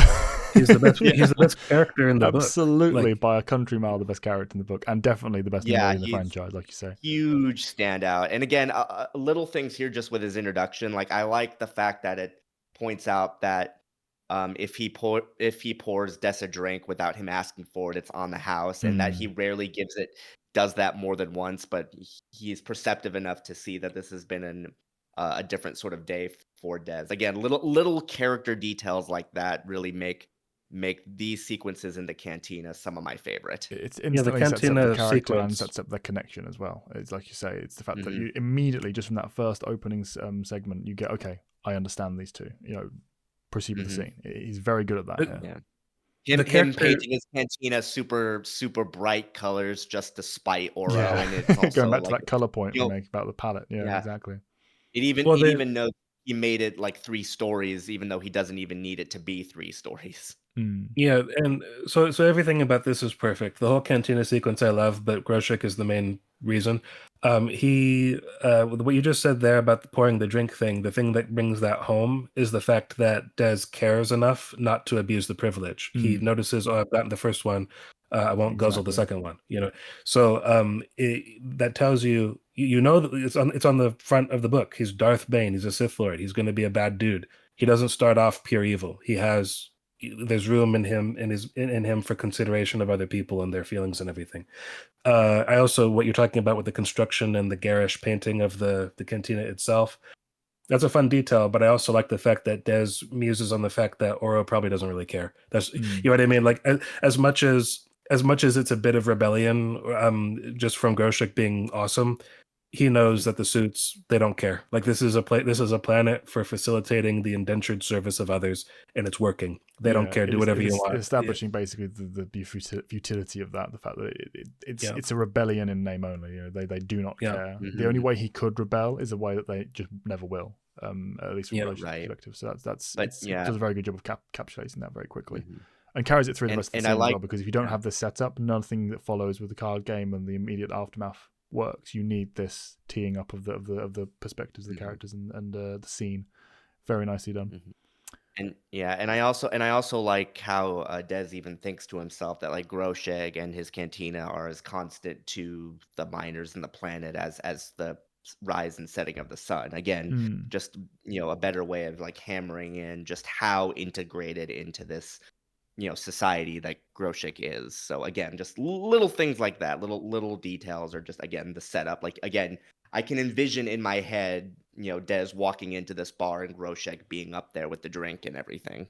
And it touches on the idea that it's complicit in it. It's part of the system that makes the system work, which is something that obviously neither of them should be happy about. But at the same time, what are you going to do? Just take out the one bright, spark in the area and just have it be all colorless literally. dinge. Yeah, it's Well, it sets it's that feeling up very well for me. complicit, yeah, but there's no malice in it. Yeah, You need no, a release. absolutely, yeah. You know what I mean? Everyone knows that that's what it is. It's the one place where these people can indulge in a vice or get a little bit of escapism from the literal daily grind. It's not an expression here. It's perfectly done. What it really reminds me of, looking at it now, and it was not to say this was always good. Like I said, this was always my favorite portion of the book, but it sticks out like starkly now as just being better than the rest. And what it reminds me of now is, and I don't get why some people, there's a very scant few, but some people complain about Andor every time we bring it up. I think Andor is brilliant. Likewise. But the first scenes of Andor, like where characters know each other, or that sense of camaraderie is, or just of enslavement to the system, are so conveyed so easily, so well, so instantaneously almost. This kind of writing, the Cantina sequence is that. I can see this playing out like a movie, or now like a series like Andor. I can see all this perfectly. It's just so great, and I can't wait till we talk about Andor, despite a few people wondering why we will. We love Andor. Sorry. Not sorry also, at all. This then leads into and I think yours as well, Matt, our personal favorite sequences in the entire book, that being the card game. Yeah, a long time ago, very long time ago, before we were really making. Yeah. Yeah. Seems like it to me. Not quite so far. Yeah. Not far away enough, But anyway, because again, this was like kind of like that difficult time in my life that I'm talking about, so it feels too close. But it was a long time ago, and it was before we knew each other. I might have made a couple of like really early versus videos at the time. I had a YouTube channel, I was using it, but it wasn't like we didn't know each other, for example, yet. Connor hadn't shown up and done his versus videos yet, and he's the one that first popularized those. But I was first. He was the first one popularized. Just so people understand, I was first, but he really, if you like this medium, you should credit him. He's the one that came up with how to do it. But anyway, so back then I was trying to. That was the other funny thing. We didn't mention this. These books existed for 6 years without an audiobook adaptation of any kind. There were no audiobooks. So if Very you wanted to odd. read them, you had to Yeah. read them. And I think they all came out, like when they did them, I think they put them all out at once or in very quick succession. It wasn't like you had to have one year and the next year. They all came out. But 6 years and no audiobooks. And so I started narrating them, and eventually they got removed for copyright. But they were there for years, and lots of people listened to them and liked. This was about as far as I got. Was like I got to the card game, and it was really fun to narrate. You know, it was really fun to do all the little voices, and I tried to do like a Nemoidian voice, but make it a little bit less Asian, because that was a big complaint that bit people much. had. Yeah. Yeah. But it was really, really fun. I love the card game. I've always loved it. So just that little personal bit of history. This is about where I got to and was proud of the work I did before somebody pulled the plug. And I understand. I was reading the book. And to be But, fair, your Bane voice is better than the official one anyway. So Yeah, Listen, we've gotten this far into the recording. We've never once talked about the audiobook. How have we managed that? People have been expecting your analysis of this. I've been excited about that review. Yeah. Jokes aside, the bulk of the voices I think are perfectly serviceable. agree. It's They're just fine. that Bane's in particular, I think to all of us, just doesn't really hit like it should. And by the way, these are all made by Mark Thompson. Yes. We should mention. No, I think not. I think this is Jonathan Davis. I think Jonathan Davis. I think I would have wanted Mark Thompson to do these. My mistake. I apologize. I could be wrong, but I'm pretty sure, because I've been, if I'm wrong now, I've been wrong for like every video where we bring it up, but I'm pretty sure it's Jonathan Davis. The answer is Jonathan Davis. Jonathan Davis. Yep. Yeah. Yeah. Literally, I just found it. Yes. Yeah. Apologies, my mistake on that one. But yeah, the bulk of the voices I think are fine enough. But Bane, like we were saying, Bane's is I think we all agree is a little off. Yeah, we'll talk about the book Deceived another day. But Mark Thompson did Deceived. The Malgus voice that he does is the voice I wish Bane had. Yes. Because his Malgus is great. I think it's Jamie Glover, who was related to, or is related to someone Glover, like General Veers from is it Veers? Okay, this is another tangent. There's somebody in Empire like whose son voiced Darth Malgus. But anyway, great That's voice. cool. I didn't know that. Yeah. Like he's Pycelle in Game of Thrones. Can we do another through the magic of editing? So we looked that up, and yeah, Julian Glover played Darth Malgus. His father, no wait, I'm sorry, did I say Julian or Jamie? Jamie Glover played Darth Malgus. Julian Glover, his father, played General Veers in Empire Strikes Back. And also Jamie Glover did a voice in KOTOR 2. He was one of the bad guys on Dantooine. But anyway, that voice is a perfect voice. Malgus has a great voice in those trailers, and Mark Thompson does a wonderful job of mimicking that voice in the audiobook Deceived. I don't know, like Jonathan Davis, I love him for like Clone Wars era stuff. I really love like Revenge of the Sith and Yoda Dark Rendezvous and other books that he's narrated. He's great. I just even in these, no other voices seriously bother me except for Darth Bane's. There's just an uncharacteristic, almost like allergy to charisma. Like, I mean, there's no real charisma. It's just it's terrible.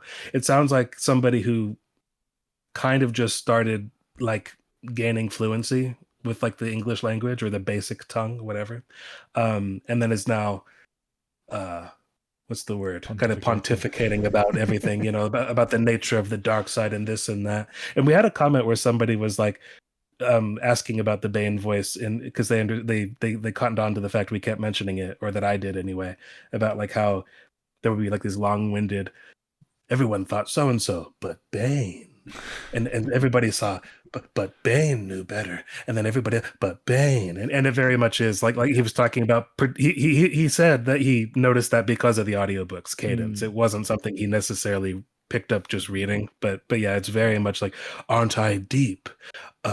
Even though I'm not, like I mean, it's just it's part, too it's much. part of the I can't largest do it. piece of frustration for me for the story, because obviously Bane is very self-assured and self-confident in the fact that his way is right. Did we we meant to look this up in advance? Did we pin down the exact time frame in which he was trained from like point A to being picked up by the Sith to thinking he knows everything about the dark side and he's the greatest Sith to ever live and everyone else needs to die? Do you know the year? I feel like it's like a year and a half, right? Do you know the year that the Battle of Ruusan takes place, Evan? Because that would give me what I need to figure it out. Because we know that he spent first one? Well, this one, the climactic battle, like of Ruusan. Well, the climax is 1000 BBY. Of course, because the Reformations. Yeah, that makes sense. Yeah, right. So that's the one. So that's 1000. So the book, I guess, begins. What is it like? Well, 3 the prologue years is 2 or 3 years before, because like there's the opening where they retake Korriban, and then it's like, is it 2 or 3 years later that they? Does he spend? But when he's with the Gloomwalkers, does he spend a year or 2 years with them? I think they just say many months, so I'm guessing maybe a year. I don't know. No, because there's a cut. There's like a year, like a 1 year later or 2 years later kind of a thing after he dips out of Apatos with Groshek's help. But so basically down to like a year and a half is how long he spent on Korriban. And he goes from knowing nothing about the Force whatsoever to being, I think I should be the only Dark Lord of the Sith in the entire galaxy. I'm so right, I'm going to wipe out every other Dark Lord around, just because I know how certain I am. That frustrates me in most characters, but particularly with the character of a Sith. Yeah, it was always a personal frustration I had with. It's not so much a flaw; it's just something that kept pinging me every time it goes, but Bane. It's like, okay, but where are you getting most of this from? Some of it's valid. Some of it, there's a core, and all the concepts being played with as a whole within the story and the nature of the dark side and the setting up of the Rule of Two is all really good for me. I really like that. But the bits in between where the conclusions by Bane are actually made and set, it feels like we're skipping beats that really need to be there to kind of justify and earn the resolve that he has. That I don't know why. I don't know why we couldn't have had it be 5 to 10 years at the academy. It could have been that. Yeah, I mean, just as easily as anything else. It would certainly help the whole the skirting around the edges of the Mary Sue perspective that we talked about before. With him just everything, because the whole war has been going on for like a long time, for the better part. Like the Brotherhood of Darkness is only about like maybe a decade and change old. It's not a very old institution. Because most of these Sith Lords, I mean, I think it's about a decade, because we'll talk about it, but Kasim, that lightsaber, I think he said he's been holding on to it for a decade from his master. Right. So that, if he killed his master, before Khan rose to power, they say. Also, I think, Khan wasn't like later noted in one of the guides to have been a former Jedi. I don't know about Khan. It's the strong, heavy implication, like 99%, maybe even 100% confirmed of Kopej certainly was. Kopej mentions it. Okay, yeah. But Khan, I couldn't say. Khan again has always been like, to me, one of the. He doesn't really come off like he's a former Jedi. Definitely not. So I don't know. Very much a one-trick pony as well when it comes to his Force abilities. Well, two-trick pony. I guess I always imagined that was the source of the rivalry between Cordis and Kopej, is that Cordis was like a lifelong Sith and this guy was a Jedi up until recently, so I don't like him. But Khan, I also, it's a little troubling to me. I don't care about Khan. I don't know. I should be more interested in him than I am. Yeah. It's an interesting concept. The whole idea of him within the Sith kind of mythos and the timeline. He is a character idea that should have been much more flavoursome, much more enjoyable, much more connected to the larger story of Bane. Instead, he just ends up being this kind of it's a Hoth Khan story off to the side that gets stamped on in Bane's journey. Too little is made of this entire Brotherhood scenario. I think the whole to kind of bridge the the gap here. It could have been that Bane was found very early on in the stages of a war that lasts for a full decade, and it would have been fine. Yeah, Then you could exactly. have room for Right, everything you're talking about. exactly. Yeah. You mentioned it briefly earlier. Yeah. I wanted to actually make a point that I agreed, Matt. The idea of the trilogy as a whole, I think, would have worked much better if we'd had the pre-Apprentice Years first book, Apprentice Years second book, Dark Lord third book. I personally would have appreciated. It's hard the to kind of sell, character but I work would of have the loved trilogy that. there. Yeah. That would have been a version where, yeah, you would have been fine. But getting a little. Do you guys want to get back to the Yes, sorry, we're skirting around a lot with this one, guys. But at some it's a point, big piece. at some point, we're going to get off this planet. Like Yeah. life imitates art, I guess. But it's a really hard. It's hard to get off Apatos. It is, So. yeah. Oh yeah, but The card yeah, game that we all love. this sequence is great. For one thing, having it be centered around a sabacc game, not something we usually get. Definitely a lot of flashbacks to things with like Lando and Han specifically, as I was mentioning earlier. It's a good way because we're told on many occasions, even in Plagueis, that we covered a bit ago, about how being sensitive to the Force can obviously give you a massive advantage in matters of gambling. And I also like that Bane very much views this just as much of a job as working the mines, because he's earning money to pay off, Oro. He enjoys the game, but he doesn't play it for the thrill. He enjoys it because I need to get this money in order to get to the my plans for later in life. I like that sort of clinical mindset. Again, to your point earlier, Matt, about him seeing value in something and honing in on it. That also really comes across in this sequence. I would like to take a moment to say, because we all think that this chapter is worth talking about in particular, we want to, Callan and I have talked about it. I don't know if he mentioned it to you yet, but we want to do one of those deep dive where we actually look at the language of the chapter and just do a video only about this chapter. Or it's actually more accurate to say it's a cluster of maybe 2 or 3 chapters, I think. But this sequence, But the sequence, yeah. That's The card fine. game, the Cantina sequence, we're gonna look at it very in depth. So anything we don't cover today on that, we will get to eventually, guys, because it's very to me it's as good as the writing ever gets in this book, for sure. Okay, so we'll keep it straightforward. For one thing, it's a good introduction to sabacc as a concept, which is obviously a game you can actually play. Like you can get sabacc cards from like Star Wars website or whatever, and you can actually play the game. Obviously you probably won't have a droid distributing the cards to you, and there's no You never know these days. Yeah, if there's any interference fields out there somewhere that you could put cards into, please let me know, because I'd be very curious to see that in action. But again, it's a perspective we very rarely get just in this franchise as a whole, which really does make it stand out. He's playing against a bunch of Republic soldiers.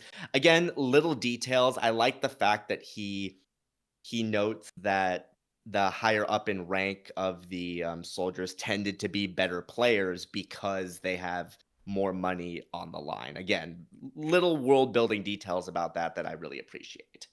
More experience as well, and more of a sense of this is part of what they're here to do, is kind of schmooze and recruit. They're not necessarily only focused on the game, and they do excuse themselves from the game long before the other characters do.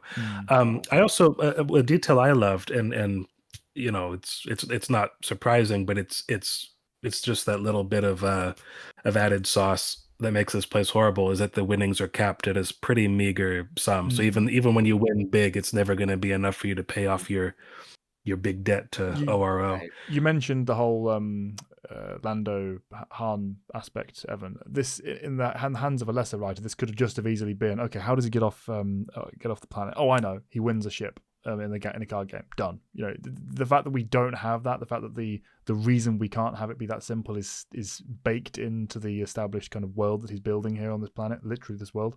I love that he spent the time to do that, because it means that even a big win, in this scenario, is not enough, and realistically never will be enough for these people. That's Mhm. part of the design of the system and the oppression involved. I really Yeah. liked that was part of the It- story. It also helps set the cap in, because obviously when he caps out, post this point, is something you discussed with me recently, Matt. When we were talking about it, it caps out at 10,000, and then any progression past that point is just Bane's personal stakes and involvement in the scene.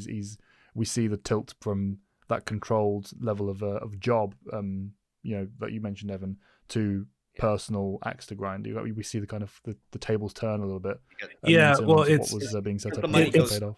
goes the straight money to goes to Oro. yeah, you keep putting money in, but there's a cap. It's much lesser than I think it's less. I think it's only like 2,000 or maybe 4,000 or something. But you can keep putting money in the pot to play, but there's no possibility of you winning more than like X amount, which is a brilliantly devious, horrible thing. But yeah, I love all that. I love the interchange or exchange of ideas, and this is where it really does the heavy lifting of explaining why this character has the view that he does, and it's hard to say that he's objectively wrong. At least unless you subscribe to the idea of an objective morality, which I know you do, Kellen, and you've done great work to sell me on that idea over the years. But it's still, for all intents and purposes, he's talking about, unless you're willing to almost engage in kind of the loosest kind of speculation and almost magical thinking, there's no way of talking him out of what he thinks, because it's talking him out of what he lives, rather. You know what I mean? You can't do that. It's too crushing and understandable it's too and real. natural for him to think and feel the way he does here. There's no arguing in that Yeah. case. There's no taking him out of that headspace. Not without years of time and many light years of distance for him. And that's Yeah. not the path he chooses to take. Yeah. I think it also helps too that you could very much tell in the writing that what these troopers are saying they've said to like 100 other people, if potentially even that night. So it just rings hollow for them, because for Bane, because it just, I guess, Dez in this case, just in my head I just think, oh, he's Bane, even though he's not in this scene. He knows there's very little genuine sincerity behind it, but at that same point, I do like how they sort of frame the political situation, in the sense of they might have had better luck recruiting him if signing up for the Republic military didn't mean that they still have to pay off their Oro debt as per the law. Because That's yes, the sure, real they hammer. Yeah. That's absurd. Yeah. I mean, and it's so true to life, that kind of a thing. But yeah, I mean, absolutely. The whole Sith code of like, through victory, like the Force will free you, like it's about abandoning your chains. No, your debts will follow you around the world and everything. We do everything according to the law, even though the law here is heinous and horrendous. There's a difference between what's right and just and what's legal. Yeah. I mean, so, you would think the Republic would have a problem with this sort of corporate action, but that gets this I mean, well, does then again, this is the same galaxy where like the slavery is Phantom still Menace. Yeah, The exactly. That's Phantom what I'm about Menace. to say. It I guess carries I shouldn't be over. too surprised. Yeah, it carries you over know? from that same space that's been established in the film as well. It's nice that it plays with that, because you have to sell the idea that the Republic is to a certain extent corrupt and failing, because otherwise everything that comes after and what has happened before doesn't feel right. He's properly understanding that as a character. He's a very good world builder in general. That's something that I don't think that he comes even close to the artful nature of Zahn or Lucino in terms of how he integrates that into the story and to the character perspective. But the actual content present is very, very strong. I mean, this is the guy who helped give you most of what we got in Knights of the Old Republic. Yeah. Well, Well, like, speaking also of Mass which, this is Effect, where we- with the Mass Effect Mass Effect books, as well, like, of course, yeah. like when he wrote the Mass Effect books, or at least the ones that I read. I don't know if he wrote every Mass Effect book out there, and I didn't read them all. Yeah, I didn't But even know like, there was Mass Effect books. yeah, there are. One of them, one of the ones I remember takes place from the perspective of like the younger Captain Anderson, like when he was like trying. His perspective, what would have been his trial run to be the Spectre that goes wrong with Saren. But like the way that he paints, like the way the passage of time on the Citadel, and like the kind of like the daily kind of rigmarole of like military life, and like the schedules and everything like that. He's very thorough with his world building. It's not necessarily, like you're saying, as maybe textured or almost artistic as other authors, but he gets the job done. He knows what he's doing. Again, that's kind of how I view Sanderson. There's a smattering of more artistry that goes on there, but it's very much not to my tastes. For me, at any rate. But I think with the moment where the mood changes, because the nice thing about this is he doesn't come in saying, I'm going to take these guys' money and fuck them. This is just part of his life. And he knows that they're kind of doing their job and they're just kind of whiling away the time while their ships get filled with cortosis and cargo and all that. I think the moment where it shifts, and there is the one dickhead in the bunch. The ensign is an asshole, right? Yeah. And he's slowly getting more and more And a drunk and all the privileged rest of it. asshole as well, to boot. That's Privileged the asshole, real yes. part that grinds his gears. Yeah. And so he's the kind of literal Joker in the pack here. But this guy, the other ones, he goes out of his way to change the mood as well with them, but that takes time, and he does it kind of in response to the way that the night is playing out. He didn't necessarily come in there wanting to make everything difficult for people, but it's I think when they ask him about his shaved head. Or the fact that everybody here seems to shave their head is like, we don't shave our hair falls out. And it makes note of the fact that when he talks about how they just get sick and are exposed to hazardous materials as part of their job, he says it in a flat way. It's just part of his life. He doesn't come in here saying, we're here slaving and dying and bleeding for you. He's like, we don't shave our heads. The hair falls out. We get sick a lot. We get cancer and things. He just talks about it. That again, it plays very well with remembering where Bane comes from. Like it's very, very like well done at this early stage, and that keeps teeing up new ways for people to kind of unintentionally piss him off because they are probing at him. Aside from the ensign, they're not there to do it to get his goat. They're just trying to win him over to their side, and it's just not working. But it's just very, very well handled conversation. This is also the sequence where we get our first name drop of Revan. It is also, I think it's also worth noting too. Yeah, the book. Well, yeah, the book specifically notes that the Sith were declared an illegal organization following the Revan and Malak's attack on the Republic. But Des then says, "Well, I always thought Revan saved the Republic," and then the captain's like, "Revan's story is complicated." It's like, okay, I see. I see what Drew is doing there. How Des would know about that is its own discussion. At the time, I kind of felt like it's fine. whatever. I'm not saying it's a problem. It's fine. But it's also the book came in a pre-SWTOR. You know what I mean? So after knowing what happens there, like because that war didn't exist yet. You know what I mean? So like you definitely would have heard about. Oh, you remember that time when like the Sith came in and like executed the Chancellor or whatever, captured the capital and caused the captured the capital. Yeah. It was even things that you would think the Senate would declare the Sith illegal after what Exar Kun did, but I guess again that's whatever. He was more of a dark Jedi though, I suppose, wasn't he, in terms of their understanding? Well, he burst into the Senate and killed the Chancellor also. So I mean,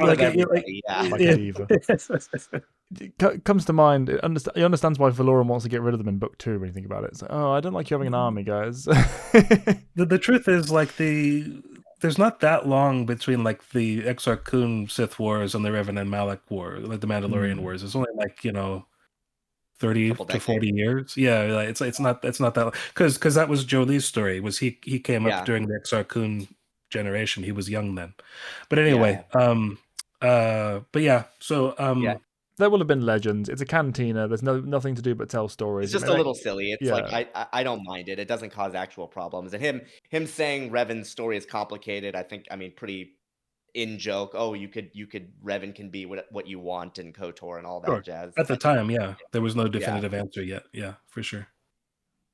I mean, there was a canon light side playthrough, but that only mattered if you cared about what some guidebook said. It's like but yeah, getting back to the actual sequence, obviously, the real juice here is because of the ensign that we've already mentioned. That kind of becomes the little mini enemy. I won't call him a mini boss, but the real like antagonist of this portion of the book. Because, and as you said, Callan, with the entitled asshole spirit of it, he's kind of like, just the idea of him almost is like an antagonistic force in here, but then also the fact that he is as onerous as he is, and clearly looks down not just on Bane but on everybody like him, and it makes that quite plain. He doesn't get any sympathy from the reader, nor should he. You do get the things going south. I like the fact that after a while, there's no more credits to be won. It's just that Bane wants to lick this guy. That was sold very well for me. Pride and Yeah. Yeah, that Yeah. shift. I liked that it did. Again, same issue as the rest of the book, really, in that you don't get to sit in the headspace so much. But this is the best you get it. It's you get to see how his perspective from the previous part of the scene is shifting from that cold, calculating. This is a job. I've got a task to complete. I'm going to complete it into the no. I want to see this bastard lose. I want to beat this guy. I like that it kind of shows you that.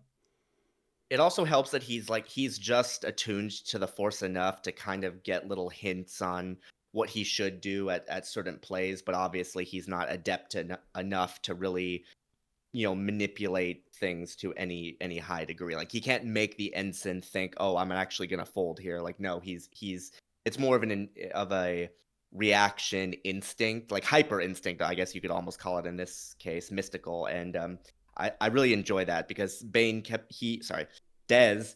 I'm gonna keep making that mistake in this sequence. He refers to it as like his gift or his occasional precognition. He doesn't really understand what it, he doesn't understand what it is, but it also notes that it had happened enough times throughout his life to where he knew to listen to it. But when he doesn't listen to it, it bites him in the bites him in the ass, for a specific play, which again, it's a good little, it's a very unique take on combining the mundane elements of a card game with the Force. This and his later, the way that he succeeds when he's a grunt, or well, I guess what is he, like a sergeant? I forget his rank, but anyway, He's a sergeant. So when he's with the Glimwalkers, when they're on that doomed mission, all of his kind of unintentional uses of the Force, they all amount to like the equivalent of when you're reading an X-Men story and a kid doesn't know that they're a mutant, and before Professor X tells him, "Here's the deal," like it's that kind of a thing. He knows there's something about him, or he trusts that there is, or sometimes, just the right combination of circumstances align, and he's able to pull something off that really he can't explain even to himself. But that's what it is. Which is another thing that I really appreciated, because where I was in my life when I was reading this, it's very much like a power fantasy. This first book, and that's something that I just don't get much out of anymore, just as a story type anymore. I've outgrown that. I feel, but it works very well, and there's kind of a universality of appeal to that. Everybody goes through a hard time where you feel like you can't escape, and these little glimmers tell you these are the things that are special and your untapped potential and all that. But do either of you guys know how to play Sabacc in any sincere capacity? Because I can't. No, I've never looked into it really. I mean, things like Pazak, for example, in like the Old Republic games, you could play Pazak or Pazak, whatever you pronounce it, and that's pretty much just blackjack by another name. So I don't know if Sabacc is like modeled after like an actual real card game or not. But I'm sure somebody in the comments will let us know on that one. To speak to your previous point, though, you mentioned the power fantasy aspect of Bane as a story. I think that heavily plays in the part of how that works in this story is tied in heavily into the Sith philosophy as a whole with the Sith code. A lot of how that plays in the story is leaning into the kind of ideas of seizing control of your own life and taking that route to power as the way to break your chains, to free yourself, and seeing that increasingly at the expense of others. That's the problem. That's why I really loathe the Sith as a concept, because it's fundamentally, first of all, it's in my eyes wrong, but also flawed in the sense that it doesn't work. I mean, if everyone lived the way the Sith live, society itself would never have been, let alone function after the fact. Everything will collapse. It's a truly selfish perspective in which you actively say, I don't care about other people, they can do what I want them to do for me, and that's how the way the world will work, and that's okay because I'm stronger than them, and I hate that. But there's a I mean, look at the modern world at the moment, the way things have manifested in the last few years. That holds an appeal to a lot of people, and particularly Dez's type, unfortunately, and Dez's struggle, because they do feel like they, and frankly, they are in many ways chained. But there's a way. Well, yeah, I mean, it goes too far to like delude yourself into thinking that you don't have any chains. You do. It's just like this way of unchecked. I mean, he literally puts his boot in somebody's face later and laughs just to make a point. I mean, it's very much, this should not need to be explained. It's wrong. But like, at the you know what I moment, mean? in the modern day, I feel like it has increasingly Bane is needed not No, someone that you should, I agree with you. model yourself. I He's wasn't not someone you should model yourself after. No. I wasn't critiquing you for the explanation. I completely agree with everything you're saying. I hope that you, the listener, don't need this explanation. I hope you already understand this. I really do. You know, Don't be it's a Sith. yeah, don't be a Sith. Don't be a Sith. Don't point to play, not to Pegasus, to Sidious or to Bane as to Vader or to. These should not be role models, people. Just remember, like, what happens if you rearrange a couple of those letters. What word you get? You know. So anyway, we can kind of wrap up like this Apatos bit. The best of it Yeah. is you know, the handoff. The whole Groshek. Groshek is great. Groshek is my favorite character in the book. But Yep. Groshek, I like the way that he kind of. It wasn't that he was like lying about like having contacts with the Sith. It's more it's fun. It's funny that it's like a surprise even to Des because he is kind of in some ways objective about everything. He understands the way people view things, but even this was a surprise to him. It's like you're friends with the Sith. It's I do business with everybody. You know how it is. He knows people on both sides. Yeah, you know. Like that's what ends up into the next sequence, which is him as a Sith trooper or Yeah. Sith sergeant as we open up with the Sergeant Blue acting Walker as a division. lieutenant or captain because his officer, as so often the case, is incompetent. Yeah, like Non-coms everywhere cheering. yeah, what's his name? Ulabor. It's a Ulabor, stupid yeah. name. It's a weird name. Ulabor, something. I don't know. But He technically commands everything, but asshole, Des- like I mean, the only like person coward. involved. Him, yeah. And again, I kind of understand him because you know his superiors are Dark Lords. So what's he gonna do?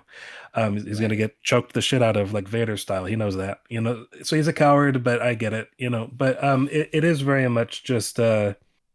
I like this whole bit. Again, this could be part of a larger book. Like ideally, I would just like to see more of this, especially considering that one of these characters comes back in a third book, which absolutely should not have happened. But Oh boy, yeah, we'll yeah. get to that when we get to we'll talk about Lucia another day. Like in book 3, it's too many coincidences and handoffs, you know. Yeah. But The differences in his characterization, I do like this sequence because the sense of camaraderie he feels with his troops, it's all good along stuff. with the military training. You know, you get a good look into the dynamics of the Sith army, which is really nice from a world building perspective. Yeah, you know, the sort of him working as a leader is a good way of teeing up, you know, where he eventually ends up as the, you know, de facto Sith Lord. I like that it shows that these qualities weren't just something that came to him solely from his Sith training. I do like that, you know, we see the this is more or less where that, you know, all started. So I do appreciate that. I think him being a soldier has a lot of interesting potential and does help, you know, flush again, not a very deep character, but this definitely helps. It's a good. It's not that he's a developmental shallow character either. He's just not as deep as people think he is. You know, exactly. like that's kind of it. And yeah. this is a good developmental shift to bridge the gap between Des and the early Sith Academy days for Bane, or for Des at that point, but then later Bane. If we didn't have this, then the jump from Des to that would have been too large. I mean, it's arguably too large with the amount of time we've got involved, as we talked about earlier, as is. But even without that, it just really wouldn't have worked. This guy who has never seen any of the galaxy, never had any real life experience out in the world. You know, we need this to establish all that. It also gives him a lot of technical skills that the other apprentices and other Dark Lords really don't possess, both in the way in which he approaches tactics as well as just knowledge. Like it notes that when he's, you know, steals starfighters, you know, the reason he could fly things at all is because he was given basic, you know, it's all thoughtful. Yeah. Lends a bit of credence very to his limited. Because why would he know how to fly a ship? He grew up on Apatos as a minor. Like he's never been off Apatos. So again, this all works very well. Yeah, it sets all of that up. But it leads to the main bulk of the story, which is of course the academy. Right. Yeah, I like the bit of bridging that because after the successful, you know, what should have been a failed mission, but they pull it off. I like how this is kind of like the last gasp until you get to like really isolated bits of like superior writing where like where he's being led to he's being he's being inspected by Kopej, but he doesn't actually meet Kopej yet. Like he's just kind of being observed, and they're talking about he's in like this dank, sweaty, disgusting pit, and he really has to like take a piss, but he won't relieve himself because it already stinks in there. It's like things like that. That's like that vicarious experience, and it's really strong in this first part of the book. And he's kind of left thinking, am I going to be court-martialed and executed here? It's very, very, very strong. And even the detail of once he's actually being like transferred, he's flown to Korriban, right? Straight to Korriban for the interview process.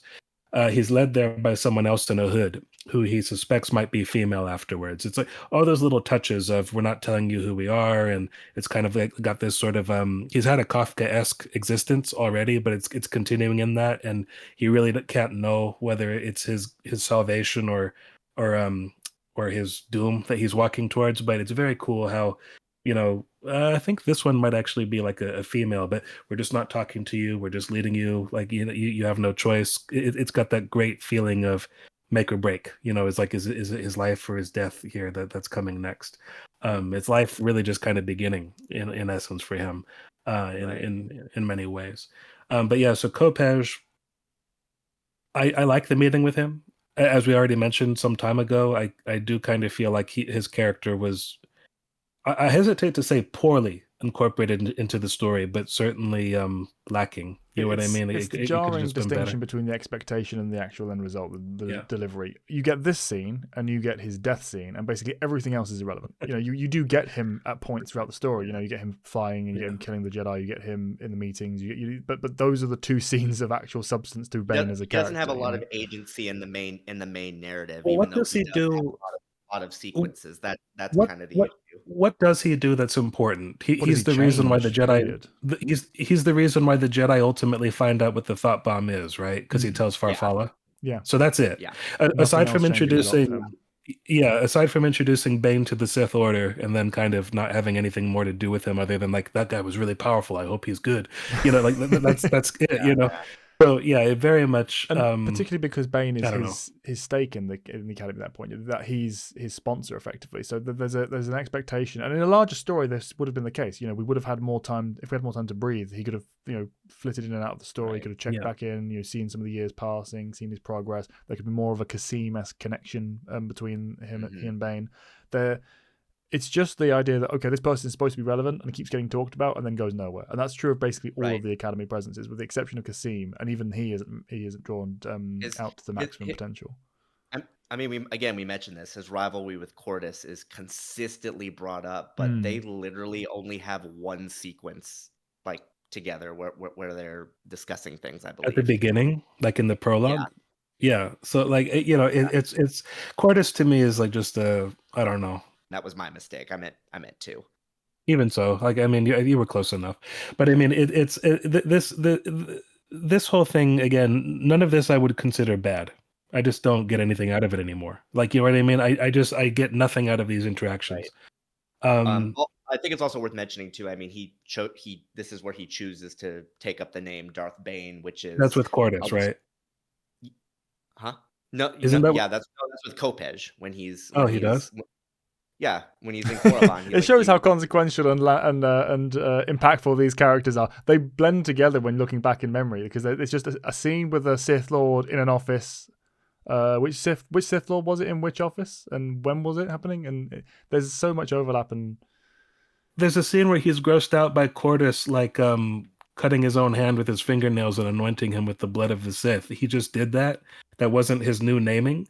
Like, see that to me, why did he even do that? The Brotherhood. That was him saying, "You're now Dark Lord." Okay, it was just so inconsequential of the overall journey. Yeah, it just really pointless. Yeah, that should have been like a big graduating moment within the story. If this had been like a full book just for his rise to full apprenticeship, that could have been a big finale moment. It just doesn't have any breathing room, so it all blends together in your head. Meanwhile, you focus on the true high points that have, again, the reliance on those pre-established video game visuals, things like the Korriban temple dives and the leaving on the ship to go to Ruusan, or with the Bakaran temple. There's no, with the exception of Sarek kind of as the middle point for the Academy. There's no real true standout moment here that actually changes Bane's story. The rest is just we're told he reads, we're told he thinks about these philosophies, we're told he does this, we're told he does that. There's no like real Also, character. If we can just if we could kind of keep this condensed, and I think Evan, you brought this up a while ago, like a couple of weeks ago. This whole thing kind of feels kind of high school. Yeah. You have like a high school rival in Sirac. You have kind of the cheerleader. Githany is here. She's popular after Bane like falls from grace. You know, the teacher who doesn't like you. yeah, it's Who and does again, like you? Like and I was and I was 16, so that was life. Like that's how life felt. It's like, oh yeah, this is like my life, right?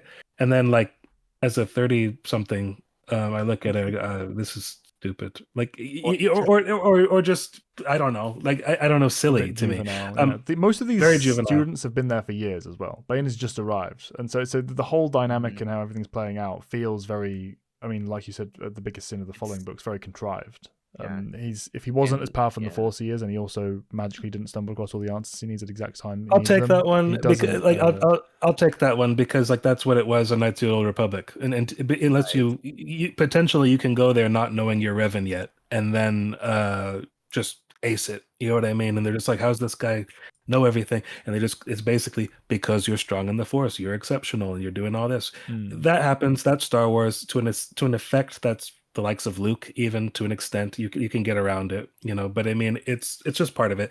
I don't care about that so much. It's more just the fact that these are all adults, some of them quite old, and it does feel like Cordis is like the cranky school principal, and you're in detention now, Bane, and then he spends time in the library, and nobody's in there, and he's like the nerd.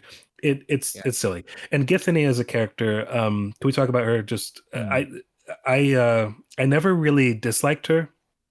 I still don't. But man, is she like a blank of a character for me. I never noticed, like when I was first going through it, there might be one or two scenes that don't comment on her looks. Basically, she's just hot, and that's the point of her character. That's her tool. That's her weapon. That's what she uses to corral sort of interest in her, or to even intimidate those who aren't as pretty as her if they're fellow women.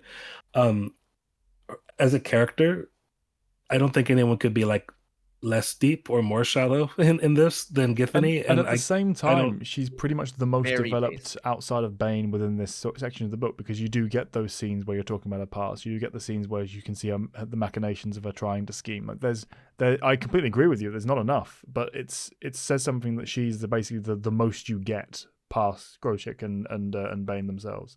It's such a drop down.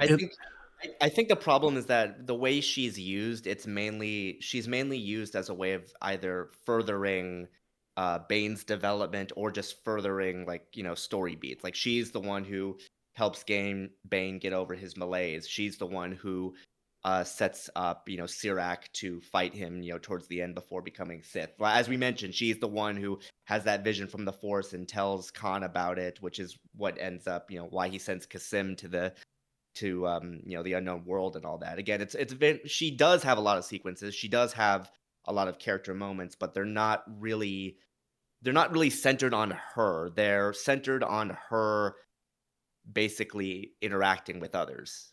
And also, she lacks any development as well. She comes in fully formed, and we never see anything change. The only thing that shifts about her is that you vaguely get the sense that, am I interested in Bane? Am I being affected by attachment here? And then also the realization about Khan. Like you can see her kind of dipping in and out of the Khan illusion. Or I like that. I like her dynamic with Khan more than her dynamic with anybody else, including Bane. But again, that element still also wasn't developed to the point where I wanted it to be. But the issue with her is she just schemes kind of without rhyme or reason. It's basically I come in thinking I'm owning this, I'm the boss bitch, and then it's I kind of don't have as good a hold on this as I thought. Now I'm playing a game of survival. So she will she'll follow any plot thread that advances her and then cut it off the moment it becomes like a danger.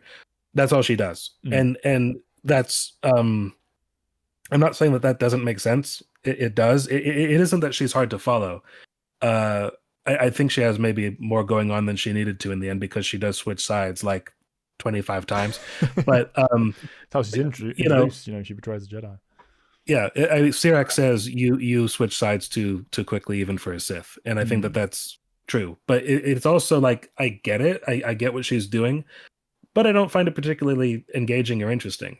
She's not working It's towards a because that's goal all other she than is, like you say. self-preservation. It's all she is. If that was a piece of her, that'd be fine. I mean, that's a baseline Sith Yeah. in many ways. She's the most competent Sith of the era through Bane's eyes, even. So it kind of helps sell that idea. But you never play beyond that space. You never take a step beyond that. You never dive into the attachment struggle with Bane. You never dive into the memories of a former lover. I mean, it's brought up in the comics and not touched on the book. She never re-encounters her former lover in the story. That's She does in the could have comic had. as well, but that's not what I in mean. not in the novel. Yeah, And it ends pretty quickly too, even in that instance. It's like you basically get the issue is like you get the totality of her character from the outset, and she doesn't really grow beyond that in any substantial way, which is probably why, even though she has a lot of development, she is still more or less the same person from when she's introduced to when her story concludes. And I think that's the main crux of it for all of us, I would say. Would you agree?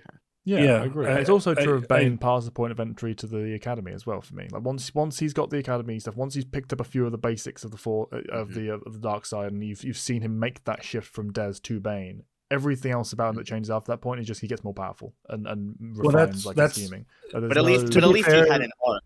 To be fair, like he does that at the end of that. He doesn't show up at the academy like that. He shows up just powerful, but that's not the same thing.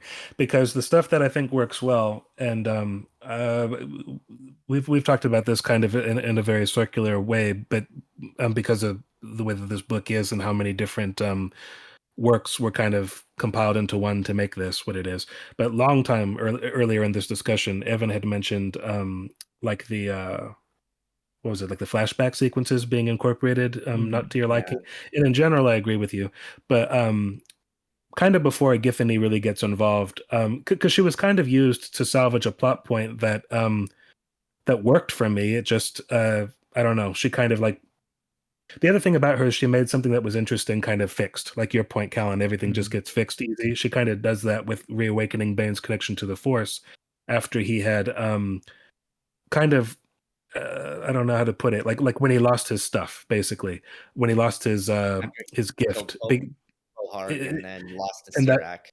And the reason, even before the Sirac thing, right, was he lost his confidence because after killing Fohar, he realized he had killed his father, and that was like a moral blow to him. Like as horrible as his father Hurst was, he hadn't gone through the rest of the last several years with the knowledge he had killed his father. He had wanted him to die, and all the rest of that. And I thought the incorporation of that particular flashback sequence worked exceptionally well. I thought that was the way that it ends on the realization, and he can't get any good sleep after that. And I was trying to, but all he sees is father's face, not Hurst, not my father, father's face. It's the use of the language it's immediate. It's what he's thinking, and just those conflicted emotions. I mean, his dad wasn't just a little abusive or neglectful to him. He was horrible. He was a vicious tyrant to him, and broke his bones and bloodied his eyes and blackened him and bruised him all over everywhere multiple times throughout his whole life. But the worst time being the final time. And even then, he still didn't necessarily want to have killed this guy. And it was that revelation that really kind of cut him off at the knees, and all of his meteoric rise ceased. So all of that stuff I thought worked well. It's not until the culmination of everything at the academy that I think he just stops being a character. But it's also the will they won't they with Githany, because she comes in and teaches this technique that her master, who I think she said was a Cathar named Honda, who I don't remember if we see him in the comic or not, but we got a lot of backstory about him for somebody who doesn't matter.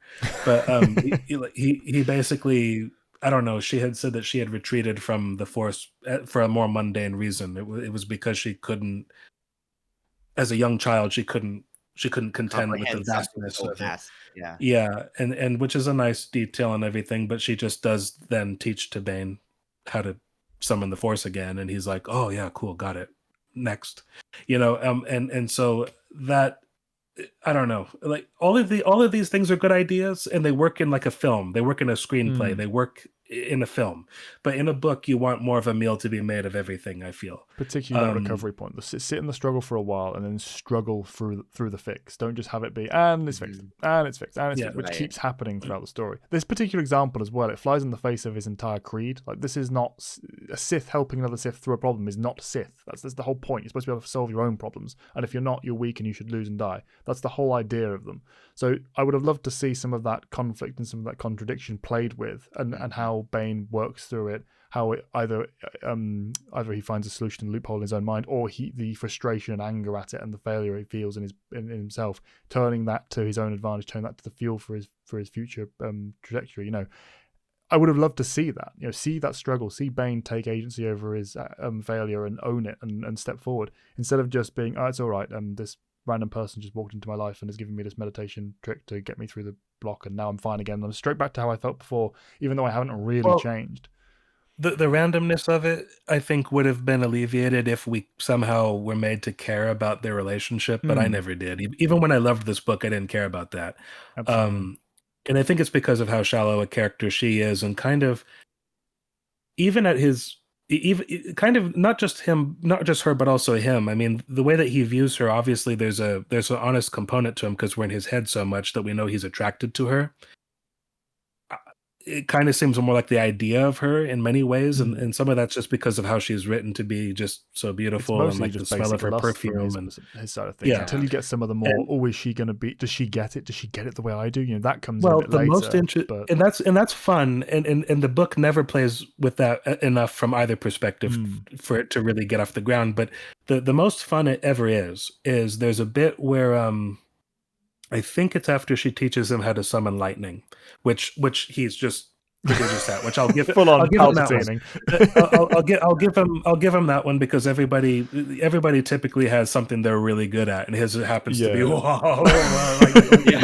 lightning. And also from that, coming to it from the 16-year-old perspective as well, that power fantasy aspect. But if you could just bolt lightning, you'd spend a good few minutes just going lightning, just shooting into the space. Because why wouldn't he? Although, can I just point out, they do that in the bloody archive, so they have to just. But that's worst possible place to be doing this. But that's his only spot to practice. They think that's the excuse. It's their. They don't have the room of requirement, right? This is what they get. But it's just the vision of them like frying and knocking apart books and like creating an hour's worth of cleanup for them. but that's what I'm getting at. The most fun this whole will they won't they thing is they clean that up, and afterwards she's like got an ache in her back or her neck, and so he does like a massage, right? Yeah. And that's what she's kind of talking about her past with this other guy. It's her version of the tee up for I hate sand, because she's talking about some other dude, you know, and again, very teenage romance in how it works. Yeah, it's not deep at all. It's kind of embarrassing looking at it now, like as a 33. But thinking about it, the bit that works for me is because you know she's in her head, she's like, I'm gonna play these fools, and this guy, I'm just using him to like walk over him to get what I need. Oh, maybe I do actually care about him, but I can't tell because I'm just whatever. You know what I mean? She's conflicted in and of herself, and that's all fine. But there's a bit where she talks about how like when she defects from the order and how it doesn't work out with this other guy, and how she couldn't convince him to, like, you know, abandon the stupid ways of the Jedi, or however she put it. And there's a bit where she thinks she has said all there is to say, and then Bane leans down and says, "When you betray me, I hope you'll do it to my face," kind of a thing. And she like kind of slaps him away and gets away, and she looks at him. And the bit that works is there's a bit of something else before it turns into, oh, sorry, did I like you? There's a bit of something she doesn't like at all, that this guy's actually cunning. If the book had made that back and forth between them, like who's got the power play, or do we actually care about each other, and kind of forcing them into can this be an honest pairing, and how does that then come into conflict with his realization that there can only be two and one of us has to kill the other. It doesn't really go full throttle with that, because you never really buy this relationship, and they both are only half invested in it at all times, and even at the best of times it only goes so far, so deep. And when it's done, both of them are just kind of, No, Mm. like either because she thinks he's a coward and a weakling, or because he realizes she's not what I need. She's not what the Sith Mm. Order needs, right? Rather, It so never plays. you're It never never plays invested with that enough in it. space. Yeah, it never Yeah, plays with that space again after that scene. Like you get touches of the idea of it's supposed to be calling back to that, but you never feel the emotion. You never feel the raw, Mm. actual application of it the way you do in that yeah, scene. And if right. you get like 5% of what you should be able to get from them, if you truly took those Mhm. two and as their dynamic to the end conclusion, and it would have made the finale a lot stronger as well because there's no personal sacrifice from Bane when he makes the call to destroy the Brotherhood. Githany could have been the personal sacrifice, the kind of cutting off of the emotion that truly lets him ascend. Instead, it's I just do all the think Sith die. Yeah, I I mean, get to be I, the I Dark do Lord. think You know. I I do mean not think they kind of play it that way, but it's just not as strong. You know what I Yeah. mean? Like it's kind of it's touched upon, but it's not. It's just I don't care. I never cared Mm. not as much yeah, as I not should. You know? yeah. Not to keep bringing up deceived or anything, but a good way of Good time doing to do that it would have been though. yeah, would have been the end when Malgus has to sacrifice Alina. Um, that's a good way of doing that. Like Yeah, I if it feel was that something one. Mm. if it was something like that, and the way it was written and the kind of emotions that he was feeling, like if Bane was actually regretting it but then used it as a way of just basically crushing any vestiges of love and light that were in him to evolve into a true entity of the dark side, that would have been a good way of going about it. But unfortunately you only get just enough to where you can see where it could go if it was written differently, but again, you don't get enough to where you really buy it. Hmm. Can we talk a little bit about Kasim and their relationship then? Because we haven't really Yes. Yeah. mentioned the best of it. Because The good all of teacher. this, the good teacher, yeah. It's I think Callan, you had touched upon the fact that the actual handing off of the lightsaber, for example, was one of the better written portions for you, and I Mm. quite agree. And But comes out of Yeah. nowhere as well. That's not a scene that was needed. It wasn't a scene that was expected. It wasn't teed up. It doesn't really deliver on anything past that point. It's a really great scene for the best of the teacher characters we get. So it's a shame we couldn't have had more of that spread out across the entire kind Mhm. of timeline of their relationship, their dynamic, and others at the academy. yeah, and I like the because in the run up to Bane's ultimate victory over Sirac in the dueling circle with all their secret trainings, and I like that that was a Bane idea. Like okay, Githany's teaching me the Force, kind of like secondhand, but Mm. he takes the initiative without her knowledge even of seeking out Kasim. Um, I like the fact that throughout they've had like little nuggets of information being dropped, and every now and then an uncomfortable question from Bane, but Kasim tolerates it because he likes the student and he approves of how he's turning his life around, really, you know? So the most serious near breach is, of course, when we start talking about the Darth title. And that's Mhm. where after a while, Kasim's pretty much like, just drop it, will you? And he finally does, out of respect to, and you can kind of feel that he wouldn't do it for anyone else there. He would Mm. just keep touching at this or pulling at this string. But yeah, all those little bits work for me. And then when Siric's finally taken care of in the dueling ring, that's what prompts this scene. And I think it was the other fun thing was there had been other sort of like visitors in the night, kind of like, is it Githany Yeah. bothering me again? And he was It's a expecting recurring to see theme. Githany. Yeah. Yeah. And it Even with was Cortez and later it, again. you keep calling him Cortez. He's going to be a Spaniard from now on in my head. It's Cortez. Cortez, But sorry, yeah. But yeah.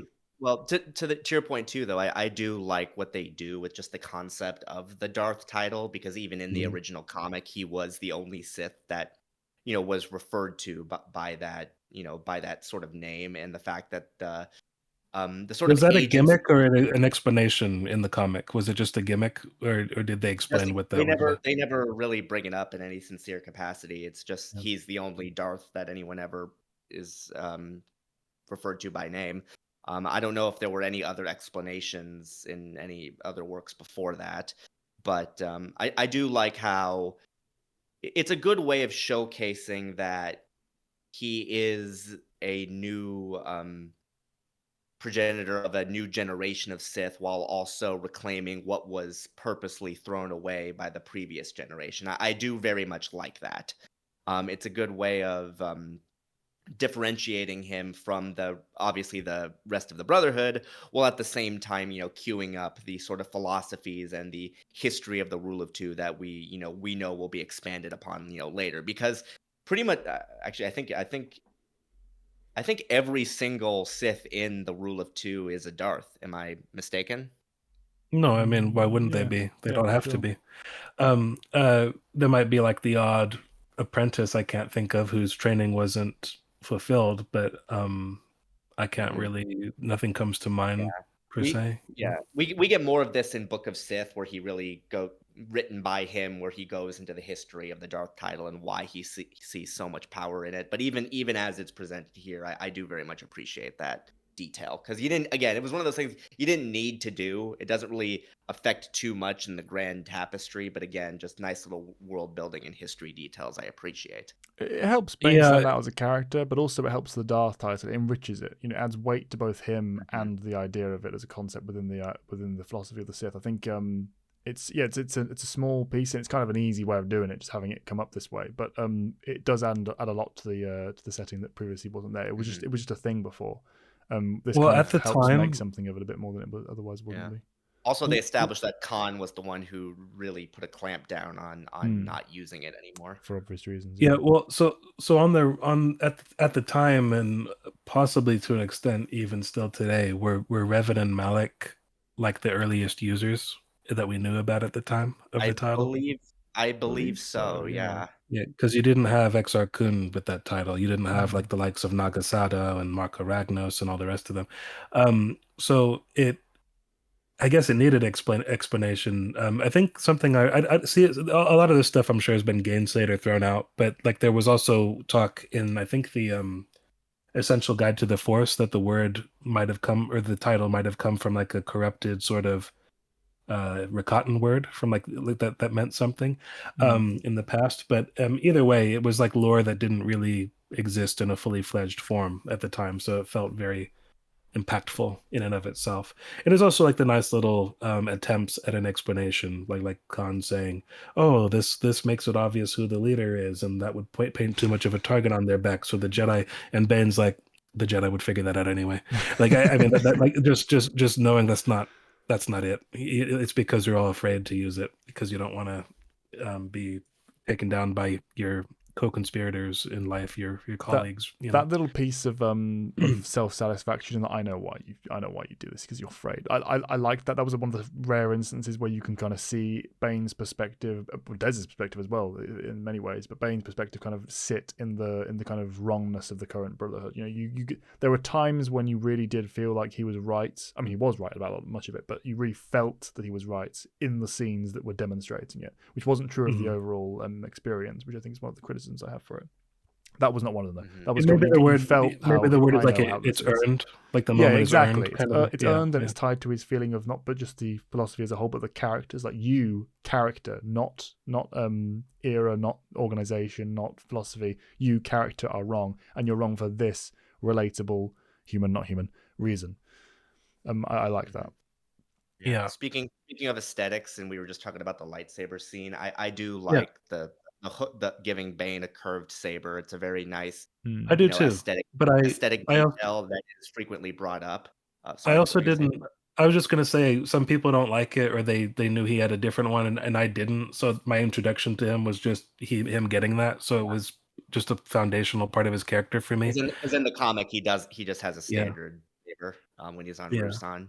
But I like the curved hilt. It helps him stand out. It fits well with his fighting style. That's another thing too. I like how, again, going back to what I said earlier about how Drew Karpyshyn's really good at, like, his descriptive style fits well with things relating to lightsaber combat. I like how he's holding the grip and he's instantly.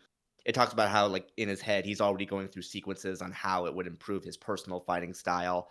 Again, very nice little touches that I appreciate And for also, it's not just characterization. curved; it's hooked. Like there's a language connection there, like Oh sinking your yeah. hooks into you. Like the idea that that Bane is kind of evoking imagery that way, just down to his very saber, because we know how much the personality of the It's character is supposed to intimidating. be represented by. Yeah, Yeah. exactly. It's a nice little flourish, very small, very like not significant overall, but it's a nice little flourish on top of everything else that was handled Mhm. well. Well, things like ties him further. Rule of Two, Count Dooku, obviously Yeah, similar sure. sort of Mm. He's the weapon. reason we have that. Yeah, but the I like the way the flat way that Kasim explains the history of the lightsaber, because he gives it to him, and for a while you just we're kind of building up to the revelation, and he's talking about the fact that here I've got you, so I've got something for you. He switches it on. He's taking into account everything you just talked about, like how this would change his grip if he held it that way, and what that would mean in a fight and all that. And then it's all Kasim, who's not a wordy person, and is not very illustrative in how he paints a picture. This is clearly like what he cares about, what he lives for. He starts Mm. talking about how, you know, as a child, I would sit and watch my master, run the drills like all day, and I would take everything in. And he said his earliest memories were of dancing ruby lights going this way and Mm. that. And he's like, oh, well, what happened to your master? He's like, I took it from him when I killed him. And he just, there's no like pride or I took it when I killed him, the fool, kind of a thing. It's just Mhm. it's what we used to be. Yeah, It, and then it's actively what calls we back to were. that. This was back in Mhm. those dark times, different days. Yeah. That. As if it's the most natural thing. Mm. And Exactly. the wonderful thing of Bane saying, "Does Cordis approve?" and the offense that he didn't mean to give, but that Kasim takes. I did not hold on to this for so long to let him tell me what I do with it or who I give it to. Like that's it's the one bit of like something outside of Kasim's duty. He's all just duty. He just does Mm. what he is there to do. He's an instructor, but that's who he is. It's very much like his. Little bit of defiance, Yeah, natural sort of Sith attitude seeping through. and it's waiting to come out of everyone, which is why it's an unnatural organization to have a brotherhood like this. See, the thing about a Sith empire of the kind that Malik and Revan presided over, and others besides them, not just them, but is that you didn't really have the idea that the Sith all work together buddy buddy like the Jedi do. You knew what the Sith are. The reason why the Brotherhood is wrong is not because they're all working together. It's more the delusion Mm. factor at play. It's Mhm. like this cannot stand. Eventually, you're going to get a Darth Bane or maybe a lesser version of him, but this is waiting to pour out of all of them. Every Mm. single one of them is chafing at something. And also there's the fact I Or don't the think we've mentioned alternative it. is you cease to be what you are. Mhm. That's you can't Yes, be Sith uh, and do this. It's not work. It's not. Exactly. but they do say that the word when we'll get to the Revan holocron pretty soon, I think. But the word axiomatic is used because this is just a natural progression. Mm. This will fall apart. But the con thing we haven't talked about this, but he has this mind dominating ability that I feel like I'm okay with the fact he's got it. I guess I think it's surprising to me how everybody kind of almost seems sort of aware of it, just at Mm. the edge of awareness, but they don't ever really extrapolate. And I guess you think that the idea is supposed to be he's getting his hooks back into you Yeah, right he's before topping you it up. can come out of Yeah, it. exactly. But Right. but it's never like thrown off completely. It's never Nothing's made of it in challenged the outright. story. The closest we You know, get to it is yeah, Githany going, "Wait, what?" Like I remember now. That's all we really see in terms of a yeah. actual narrative consequence to people snapping out of it and the effect. There's no cost to this. It's just something that happens in And the without background. It's a that, thing that explains the Brotherhood. There's no story presence Yeah. of that You situation. yeah. I You also sort don't. of But here's the begin other with thing. sorry. Sorry. I'll let you go real soon. But I could be Yeah. forgetting a passage or something. But I don't feel like Khan makes much of this himself. We see things from Khan's perspective a few times throughout the book, and I don't feel like he is going, "I am the true Dark Lord, and these fools are all Mm. under my heel." So it's just. I don't know. It's always felt a little bit like a half measure, this plot point. I wish it had been made more of a thing somehow, some Mhm. way, whichever direction you wanted to roll with it. I don't know. Maybe that's just a me thing, but it's No, just I'm always with been a you on little that. odd. Whether he was Yeah. earnest or not, something should have been made of it. Right. I what I was saying before, like I always sort of got the impression that it was kind of a 50-50 instance where it's like this is just something he's been doing for so long that the level of awareness that those who are being affected by it is like it has really faded over time. I sort of got the impression that this wasn't he didn't just instantly dominate all the Sith at once. Like, okay, I'm gonna dang, I did not do this on purpose. Jeez. Um, I always got the impression like, okay, he ensnared one, then another, then another, then another, then another, and then as his powers sort of grew, and it became just a facet of life, and it became so natural that it almost became kind of symbiotic in the way that he is always present, almost kind of like an Emperor Vitiate sort of situation, obviously to a much lower degree. That's how I always sort of interpreted it. But yeah, I it does. also The line between the line between him being genuine and it just being him controlling people is weirdly inconsistent. I I also think before we move on, I just want to mention too, just sure. for what you mentioned earlier, Matt, about the dynamic of the Brotherhood. The Uh-huh. book does, compared to the KOTOR era, the book does establish that the pure numbers of the Sith are greater than they've ever been, even including Revan and Malak's empire. But again, the fact that there It are also so doesn't. many Sith, it just That feels it wrong. That feels yeah. completely wrong considering how And the dire scale of the we are. But story, yeah, like I mean, that Yeah, feels completely I off. suppose I suppose so, but I do feel like that helps reinforce what you were saying before about this is Yeah, a house of cards that's wobbling constantly. yeah. Even separating the Revan Malik era, that just doesn't feel right compared to like Malgus's era. Say, you know what I mean? Like Well, yeah, just one especially of with several. You know, but I mean, because we're talking about this is all coming down to one planet, which we'll hone in on that pretty soon. But the con thing, I the mind control thing aspect, I mean to say, this could be, I could be completely wrong with this, but I always kind of had the impression that like Cordis, for example, wasn't affected by it. He seemed to be playing a political game and just going along with what worked. And that's the reason why I'm disappointed in him as a character, because I feel like he's kind of crippled like into being almost pointless, but he's got the makings of maybe what could have been one of the more interesting ones. And so Yeah, that's he could have been like because he almost a doesn't, predecessor to Bane, the way he's like, oh, he's he's looking at freedom constantly, Nard, he's separate from the academy, he's yeah, got his own little power base, he's he's training always the got his generation, own, all that kind of he's stuff. got his, he's always got his own little game he's playing on the side, and he's aware of things like he was aware that Githany was training Bane, as he makes quite clear.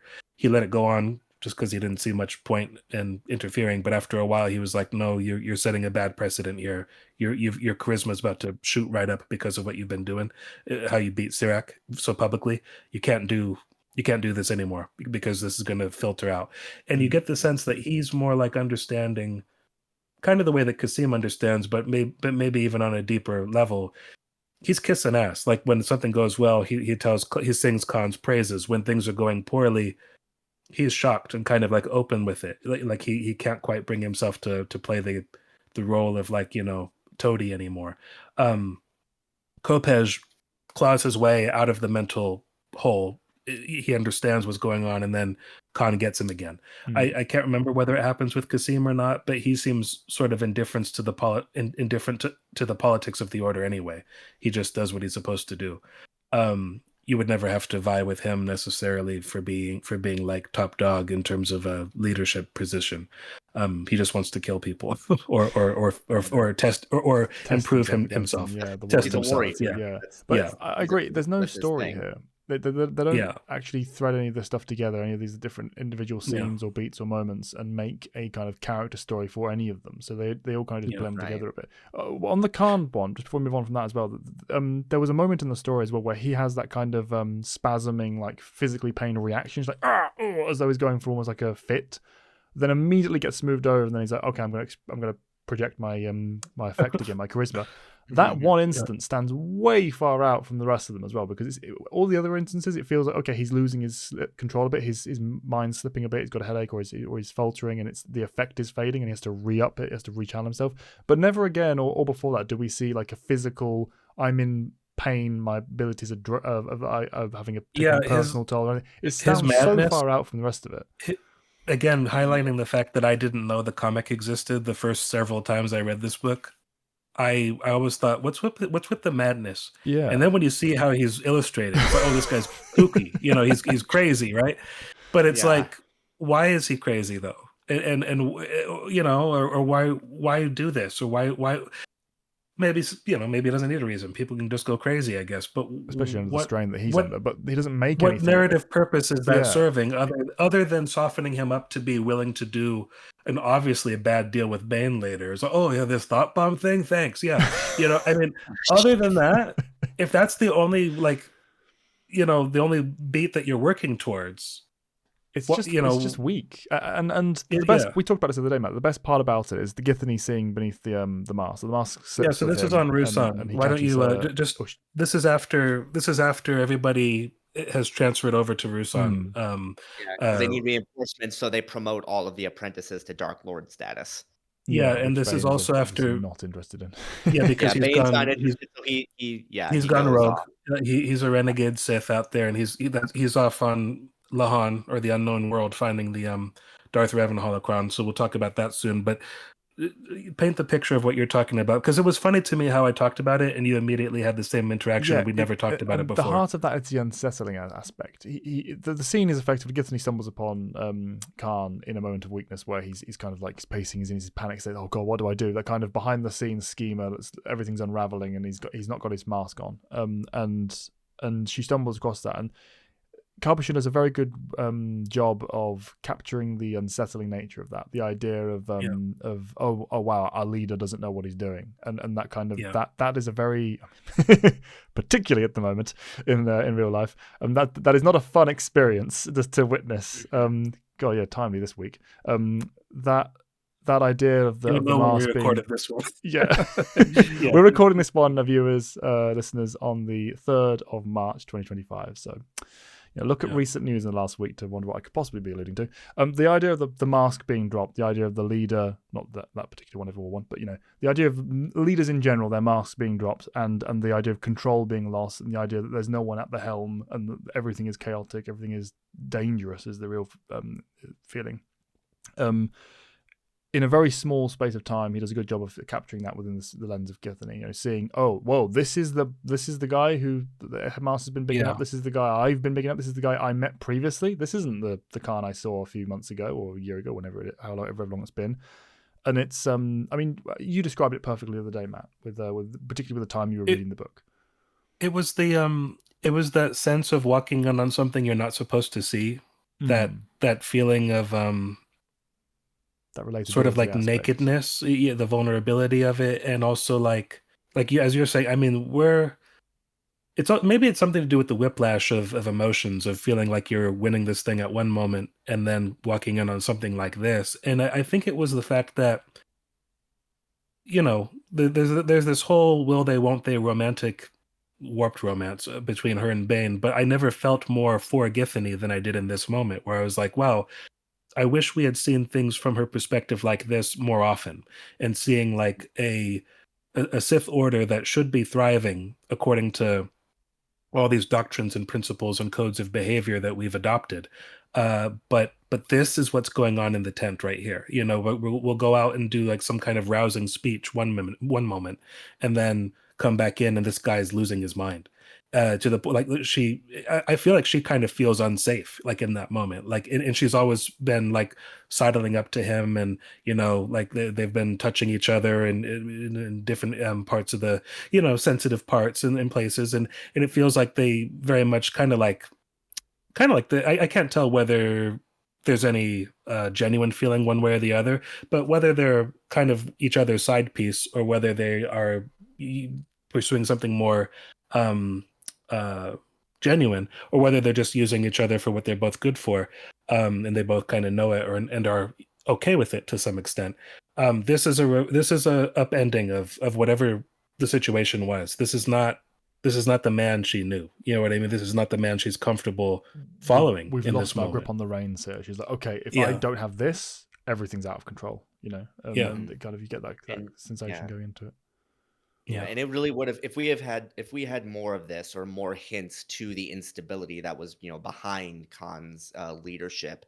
I feel like it would have made not just this sequence, but just as you were saying, the sort of slip into his eventual madness at the very end a lot more believable, because you're right, it is the way it's presented, it is very abrupt. Something else I think would have helped this too is if maybe we had like, because we know Hoth is going through his own mental trials with all of this, and if we had maybe like a side by side, oh, this is Hoth in his tent, this is Khan in his tent, That could something be very along those effective, lines. yeah. I'm saying like that would be a really good way. It would be a good way of not only showcasing how this war is taking a toll on both factions, but it would also be a good way of differentiating, okay, this is how a Jedi like Hoth would deal with this sort of stress. This is how a Sith like Khan would deal with it, or lack thereof. It would have been a really good character moment for both of them, and it's a shame we didn't get something like that. Well, let's talk about Hoth because we've barely touched on him this entire time. And You want to talk about him before we get into the Lihan stuff with Bane and Revan's holocron? Yeah, because Well, that ties yeah, more back we're into the already story, here. so we can cut back Yeah, into that yeah. for wrapping up of the finale, because that's Okay. most of what happens at the end of the story. Well, Hoth doesn't. Well, as we've mentioned, Hoth doesn't appear until the third act, more or less. Yeah. Even though he's brought up frequently. A lot, yeah. That's the thing that makes it My- so weird. He's got such a narrative relevance in the background, Mhm. set, the backdrop to the story. That is, why isn't he more relevant early on? We're and more introduced. present? We're introduced to him. We're introduced to Valentine, Farfalla, and Pernicar all at the same point in the book. I would like to just say the reason I'm curious about everybody knows that the three of us have history with the idea of Darth Bane versus Lord Hoth, right? But Yeah. setting that No, almost to the side, Changed. I- so to speak. That's what- sure, but setting that aside, I have to admit, and this in some senses maybe not fair to the character, I have never liked Hoth.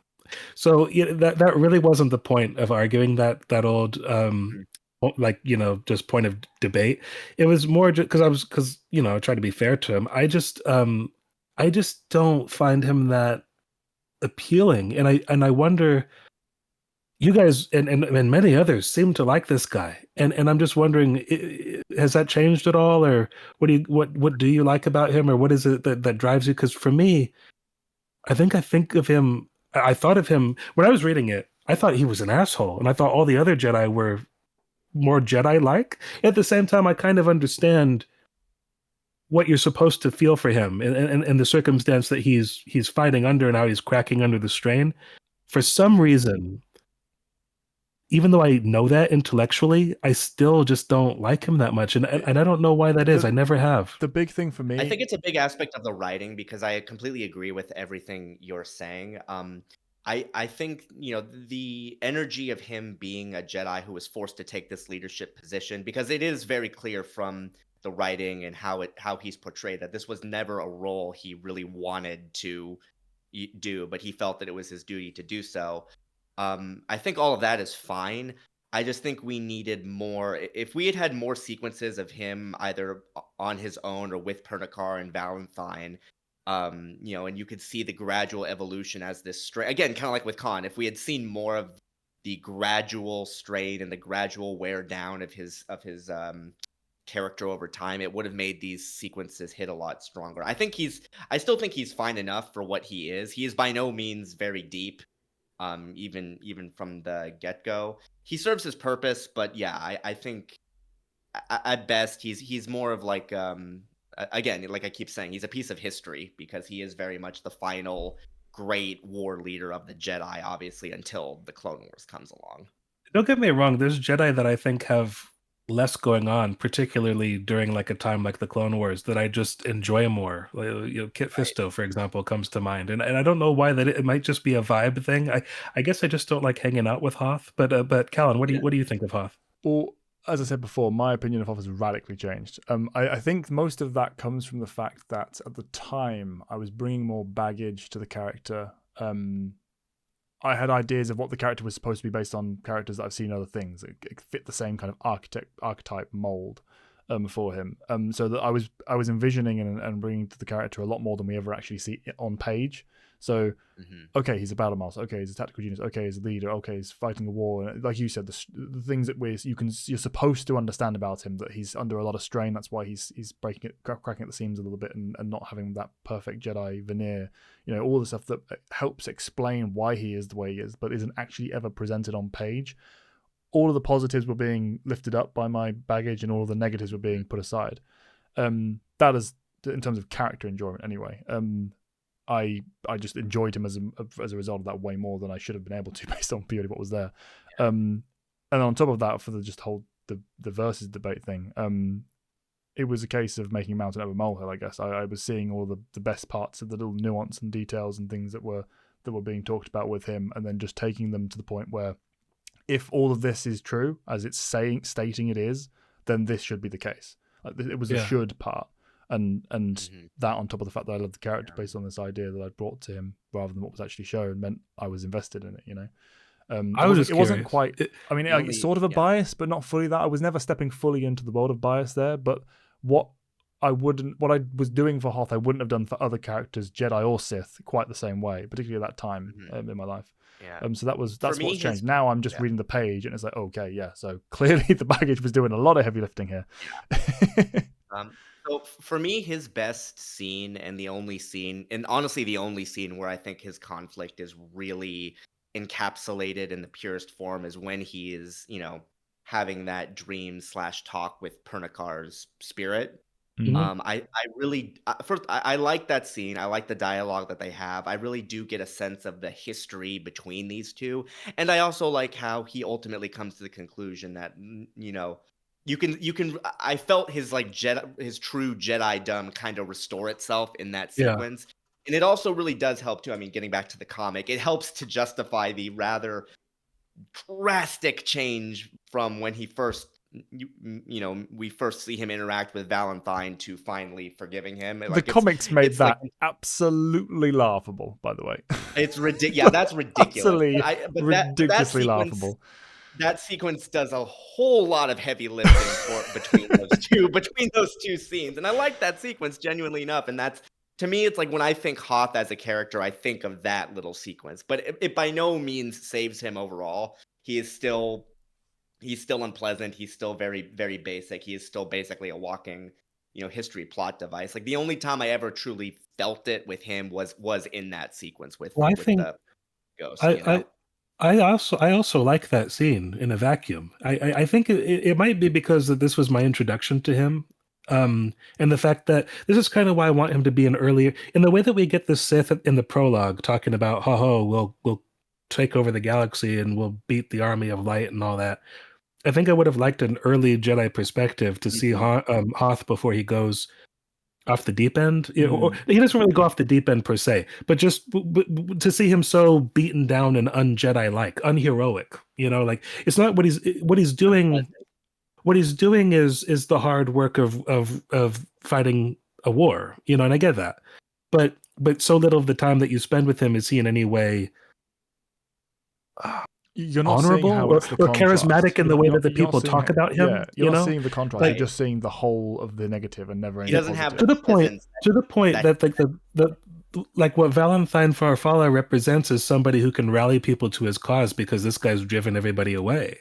And Farfalla, I thought, was a very odd character. Like, and I still do think so to an extent. I mean, he's perfumed. The fact he's half Bothan, he looks like a Tolkien character, and he rides around in a ship that looks like the comic does not do him any favors. Particularly because he's leading an army of Narnians, like, as well. Yeah, he's in the Dawn Treader or something. Yeah. I mean, I will never quite understand. I got kind of like.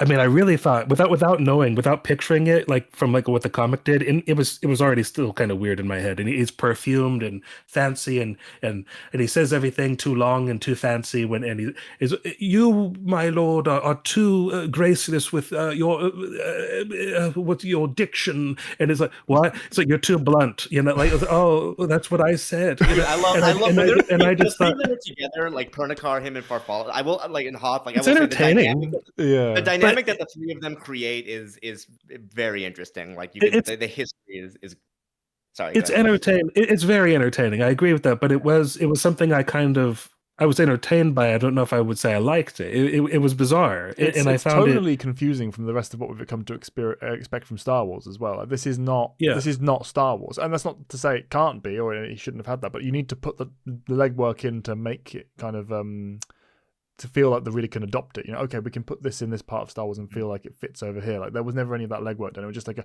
okay, we're going full flamboyant Narnian posh. Flamboyant. There you go. Flamboyant is the main word. Upper class level of Jedi that we've never seen before. That also felt quite un-Jedi.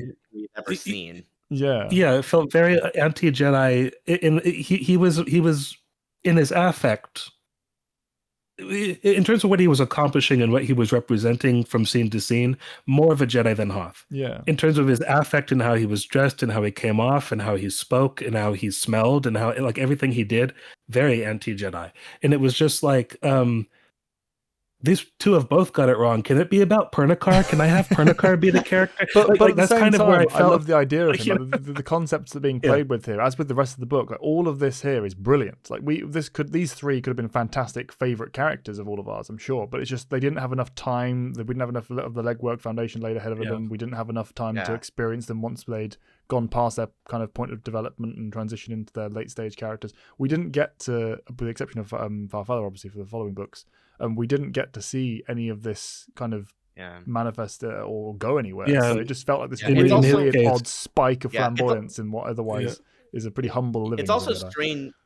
Yeah, I will say to your point on that, it's also odd that the book completely omits the sequence from the comic between Pernacar and Hoth when they're talking in his tent, and you learn about Pernacar's backstory and a little bit of why. A little bit of the context on why Hoth, is the way that he is. I actually kind of felt that sequence might have been needed in this book. Funnily enough, like that's one. I think all of these characters are everything to do on Ruusan. I felt was shortchanged, despite all the lengths that went to incorporate it and to honor that part of the comic. It just it doesn't really come together. I always felt that something was wrong on Ruusan, even when I would have given this book like a 6 out of 5. You know what I mean? Like even when I was 16 and thought this was the greatest book I'd ever read, I knew something didn't quite jive on Ruusan. There was something missing. And then it became clearer once I realized they were adapting something else that in itself was just very, very strange and odd, Yeah, it would be very interesting if they did like a Tales from Jabba's Palace sort of anthology sort of book where like each chapter is like on Ruusan, where like each chapter is dedicated to one of these characters sort of thing. I don't know. Like Tales of Ruusan, I guess. That would have been interesting. Yeah, it just needs to be a longer story, I think. This was very truncated. It was very, I mean, this is still happening in the final third of the book as well. Like it's one third of a book to tell what would otherwise have been an entire backdrop to that. Again, if this was a video game, if this was a whole backdrop you were leading up towards the finale of a KOTOR type experience. Well, this is supposed to be the final level, like you would think it would be. This would have been fine, but it's not. It's a book. We need more time to sit in this and live and breathe the story you're telling us. And it just wasn't happening. Are you guys ready to step off? I understand the Starforge. I understand what that's about. I understood what that final level and the setting was going for, but not this. Yeah, and it's also tied into the overall finale of the story as well. It's not Ruusan. There is the defeat of the Brotherhood, the victory of the Jedi, whatever it is. It has nothing to do with Bane's story, really. He just wants to get rid of the Sith. So it felt like an aside anyway, even without having to have the breathing room. Well, even in the comic, it doesn't even. Even in the comic, it doesn't even feel like you don't even know that the whole thought bomb thing was like Bane's idea. Like it's just kind of just a thing that happens. Like Bane just happened to be there at the time, and he wasn't close enough to get killed by the thought bomb. It's like, oh, okay, I'm the only Sith now. Awesome. Like, but are we ready to transition a bit more into the Ricard Temple aspect of the Han? And what were you gonna say, Matt? You guys kept talking about the final level of a video game. I was gonna say, speaking of, let's get back to the Bane stuff and kind of tie all this up together. But so on Rakata Prime, Lahan, the Unknown World, whatever name you want to call it, that is he does he crash land or no, he doesn't. No, he does that in the second book. That's right. He lands there, but he does ride a Rancor, which I always thought was funny. I think he does that only because you encounter them as like some of the harmful flora and fauna that's on that planet in the final level, and there's still baby Rancor running around. Cool, but I mean, it's so pointless. It's just there to be fun. But and he uses, what I did like was that he used the beast's kind of core, kind of vestigial memory of like this dark place, to get there. So that was kind of fun. Good narrative idea to get them faster. It's an interesting perspective we rarely get. So. Yeah, we kind of figured out what happened loosely with the Rakata about how they slowly went extinct over time, and then we go to the temple, the Temple of the Ancients, which is obviously the place where Revan and his Jedi companions fought Bastila before she flew back to the Starforge, and it was kind of like I think it was kind of a little bit like a kind of like an Endor shield generator kind of a thing going on, like something you had to disable something at that temple to for whatever you were going to do to work at the next stage of the game. So there was a solid reason for going there that was all very video gamey, but it was nice how lore based it all felt. You were really just there to press a button so you could get to the next level. But it feels like much more than that, where you're playing with this history of like this weird civilization that colonized the rest of the galaxy and then kind of ward itself out into extinction Yeah. or near extinction. As we've mentioned in the past, the continuity with the Rakatan is famously convoluted. Maybe we'll talk about that one day. But yeah, it is. You very much feel the setting and the energy of this temple, which is really nice. And Bane goes there, and he actually finds an item that you didn't take when you originally played the game. Yeah, we it missed wasn't one, there. guys. Yeah, It wasn't he there yet, discovered. yeah. Yeah, he discovers Darth Revan's holocron, which Mhm. quite the find to be sure. I will say, again, just getting back what I said earlier about a lot of the aesthetics in this book being very interesting. I like how it emphasizes that Revan's holocron lacks a lot of the symbols that other famous Sith holocrons had. It's basically just a black pyramid that's very, almost kind of like the more bare bones nature of the temple itself. Again, like little aesthetic details that kind of add to the world building. And it also can speak to Revan's character too, because he's very much a man about practicality. So I like how even in his holocron that sort of trait shows. Obviously these traits would not be expanded on until later, but again, little things I appreciate. It's not massively important, but is the implication here that Revan made this one and it's so rudimentary because obviously the art was lost a long time ago and he was working with just trying to stumble his way gotta through it? mention that too. That's also a world building thing they established, Sith holocrons. Yeah, but is the Lost implication that Revan built this, or just that he found one that Well, he wasn't obviously fully built complete?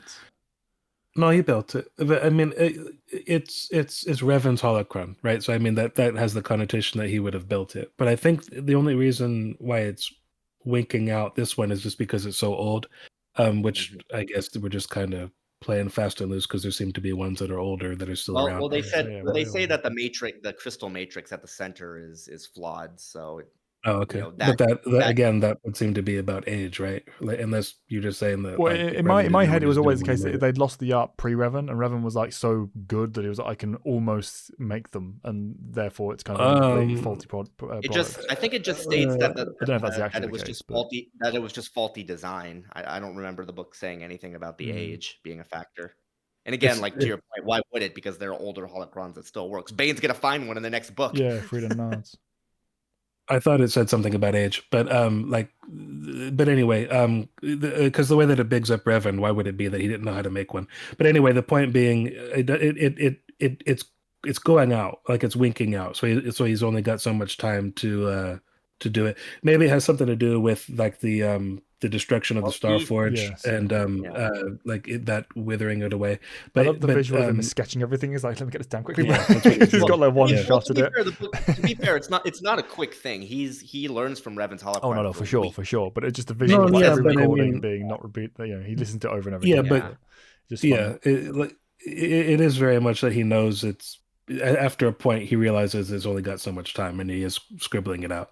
I think like the thought bomb is like toward the end of that. It's like, oh, by the way, here's this completely useless thing I should tell you how to use. Completely useless. Like, why would you ever want to use this? But anyway, unless you wanted to, era, yeah. Unless you wanted to engineer the demise of the Sith conveniently with this thing that they don't, and But anyway, it basically, I remember this was a bit of a point of contention when this book was new, that it was like, doesn't this kind of like, play leapfrog with the whole thing? Like you've made the rule of two belong to Revan rather than Bane.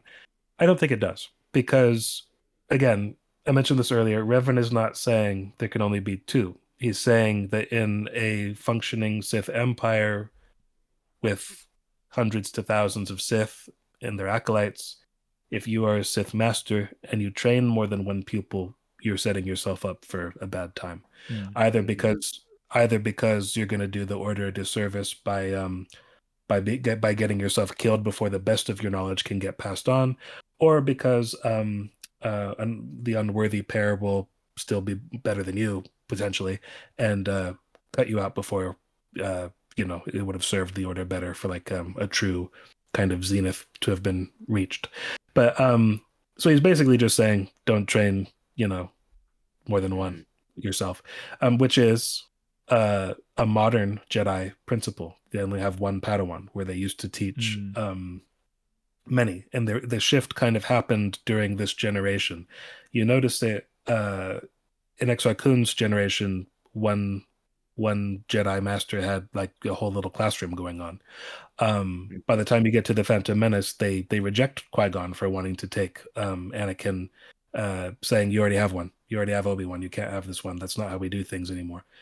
It changed right around this point, right around the point of the Exar Kun generation. There's certain I think it was they said that Atris, who, if you played KOTOR 2, you know about Atris. She kind of helped usher in a lot of more kind of conservative takes on everything as kind of a overreaction to what happened with Exar Kun that went so far south that they wanted to kind of like preclude any possibility of similar things happening. So they changed a lot of things. That's also kind of implied to be where the Jedi started forbidding romantic pursuits among, kind of like, whether within the order or from without. It's not like you could then have your non-Jedi wife or husband or whatever. You just weren't supposed to do it, period.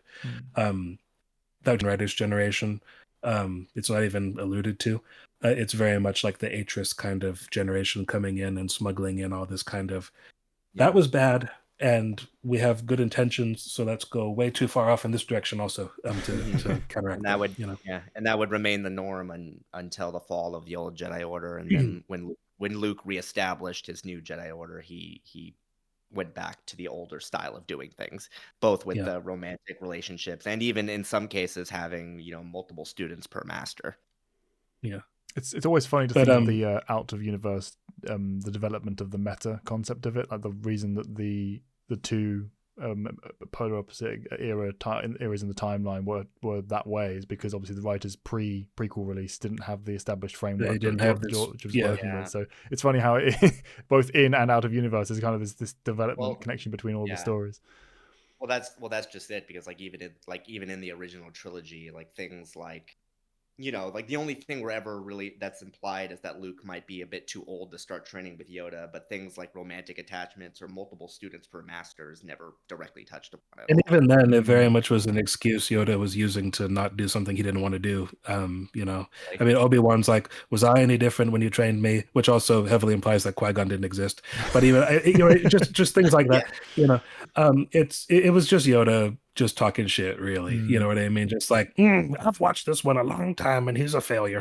Like that was pretty much all that was. But anyway, this is organic story kind of craft. It's a lot of good little changes. A lot of good work was done to make this all consistent and within its own framework. And it's appreciated for that. Yeah.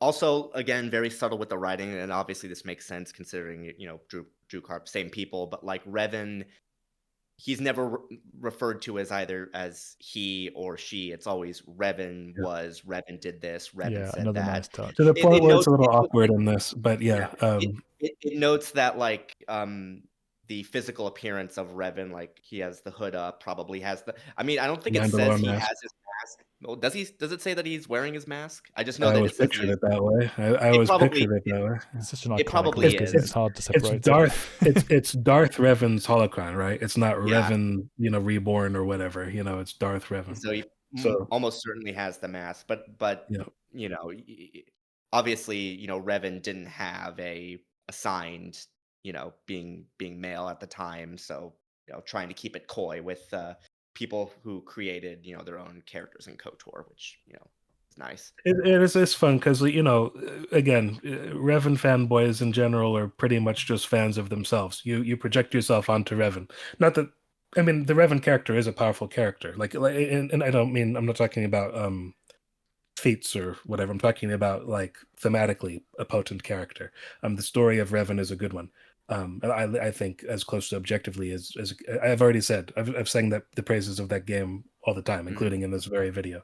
But it's kind of funny that like Bane effectively gets to be an in-universe Revan fanboy, because every other, there's no references. He doesn't have like a treatise written by Naga Sadao or Frieden Nad about this or that. He knows about like Revan's legend during his days on Apatos. He finds a quote saying, "Honor is a fool's prize, glory is of no use to the dead" in the archives, and it's attributed to Revan. It's like, oh, this is my favorite Sith Lord that's teaching me now. It's like it could have been any of them, but this is the only one that I want to learn from. So he's very much like a, kind of he's us in universe. So like anybody who like had a hard on for like Revan is like kind of also Bane. You know what I mean? It's like, oh, he's like me. He's like us. He's one of us. Bane is. Yeah. It does make you wonder too if Malik has a holocron out there somewhere. I'm actually kind of surprised that never came up in the later Bane books. I doubt it. I mean, like he didn't really. I like Malik. I'm not trying to gainsay him, but he had a shorter not shorter reign, but not attention span. Like what concerned him was more immediate. He wasn't thinking about legacy. Sure. Per se. He had a war he was trying to win and was winning, which is why he is a big deal. Like the Jedi were going to lose if Revan. I mean, he's mentioned quite a bit in this book too. Alongside Revan, obviously. So they give Malik the respect for what it is. Yeah. I mean, it's even established that like the remains of the Star Forge are still floating around this planet. They're just different characters. That's all, But I just feel like he I'm sure he could have made a holocron. I just don't think he had the time to. He was at war the entire time, Yeah. So Bane spends weeks learning from Darth Revan's holocron. This is where, like we said, he learns various rituals, including the thought bomb. When Darth Revan's holocron finally winks out, Bane destroys it because it has no more use to him. Crushing it with the Force. And then this is actually at the same time he is then confronted by Lord Qasim. As we mentioned, Githany, previously she has a vision about Bane, goes to Lord Khan. That's where we have that sequence of him being disheveled, and with her first seeing that. After he regains his composure, he goes to Lord Qasim, sends him to go find Bane. He does. We see again little character beats. We see Qasim interact with the Rancor, but instead of dominating it, he just hurts it with his lightsaber and makes it go away. Little character touches to show the difference in mentality, and we get our next. And there was a trail for him to follow. Is that how he? Yeah. So like the nice little different MOs. One's more like a gumshoe detective, and the other's more raw like with the hunter. Force. Yeah, he extends one final olive branch to Bane to join the Brotherhood. Bane refuses. We do get a sequence where you're the chosen one, Bane. Well, it's the opposite of that, because he's just as okay with killing him. I know. It's just funny. It becomes that kind of visual. We even see a little bit of what we think is going to be defiance from Qasim in regards to the Brotherhood, because he brings up how all the ancient Sith failed. And again, like I think we mentioned this in our rendezvous review. Like there's a brief spark where Bane considers taking Qasim as his apprentice, but that's quickly dealt away when he brings up that Khan is the true way, and he's like, well, so much for that. And then we get And the funny thing is, that's not even really his fault in a way. There's a case to be made for the fact that he only thinks that because he's currently had a top up of the mental domination. I know he was away in the academy for a long time, but it's never shown that they particularly believe this, or it's never proven rather that they believe this because they believe it, and not just because they've had it fed into them through this manipulation. So all these Sith could be entirely on Bane's plans. They've been warped since, but of course, then it would just be the case that they're too weak if they've been warped that way. But yeah, this is also the sequence where Bane basically has his revelation to create the rule of two, consolidate the power of the dark side into one vessel, which will then be passed on to another, so on and so forth.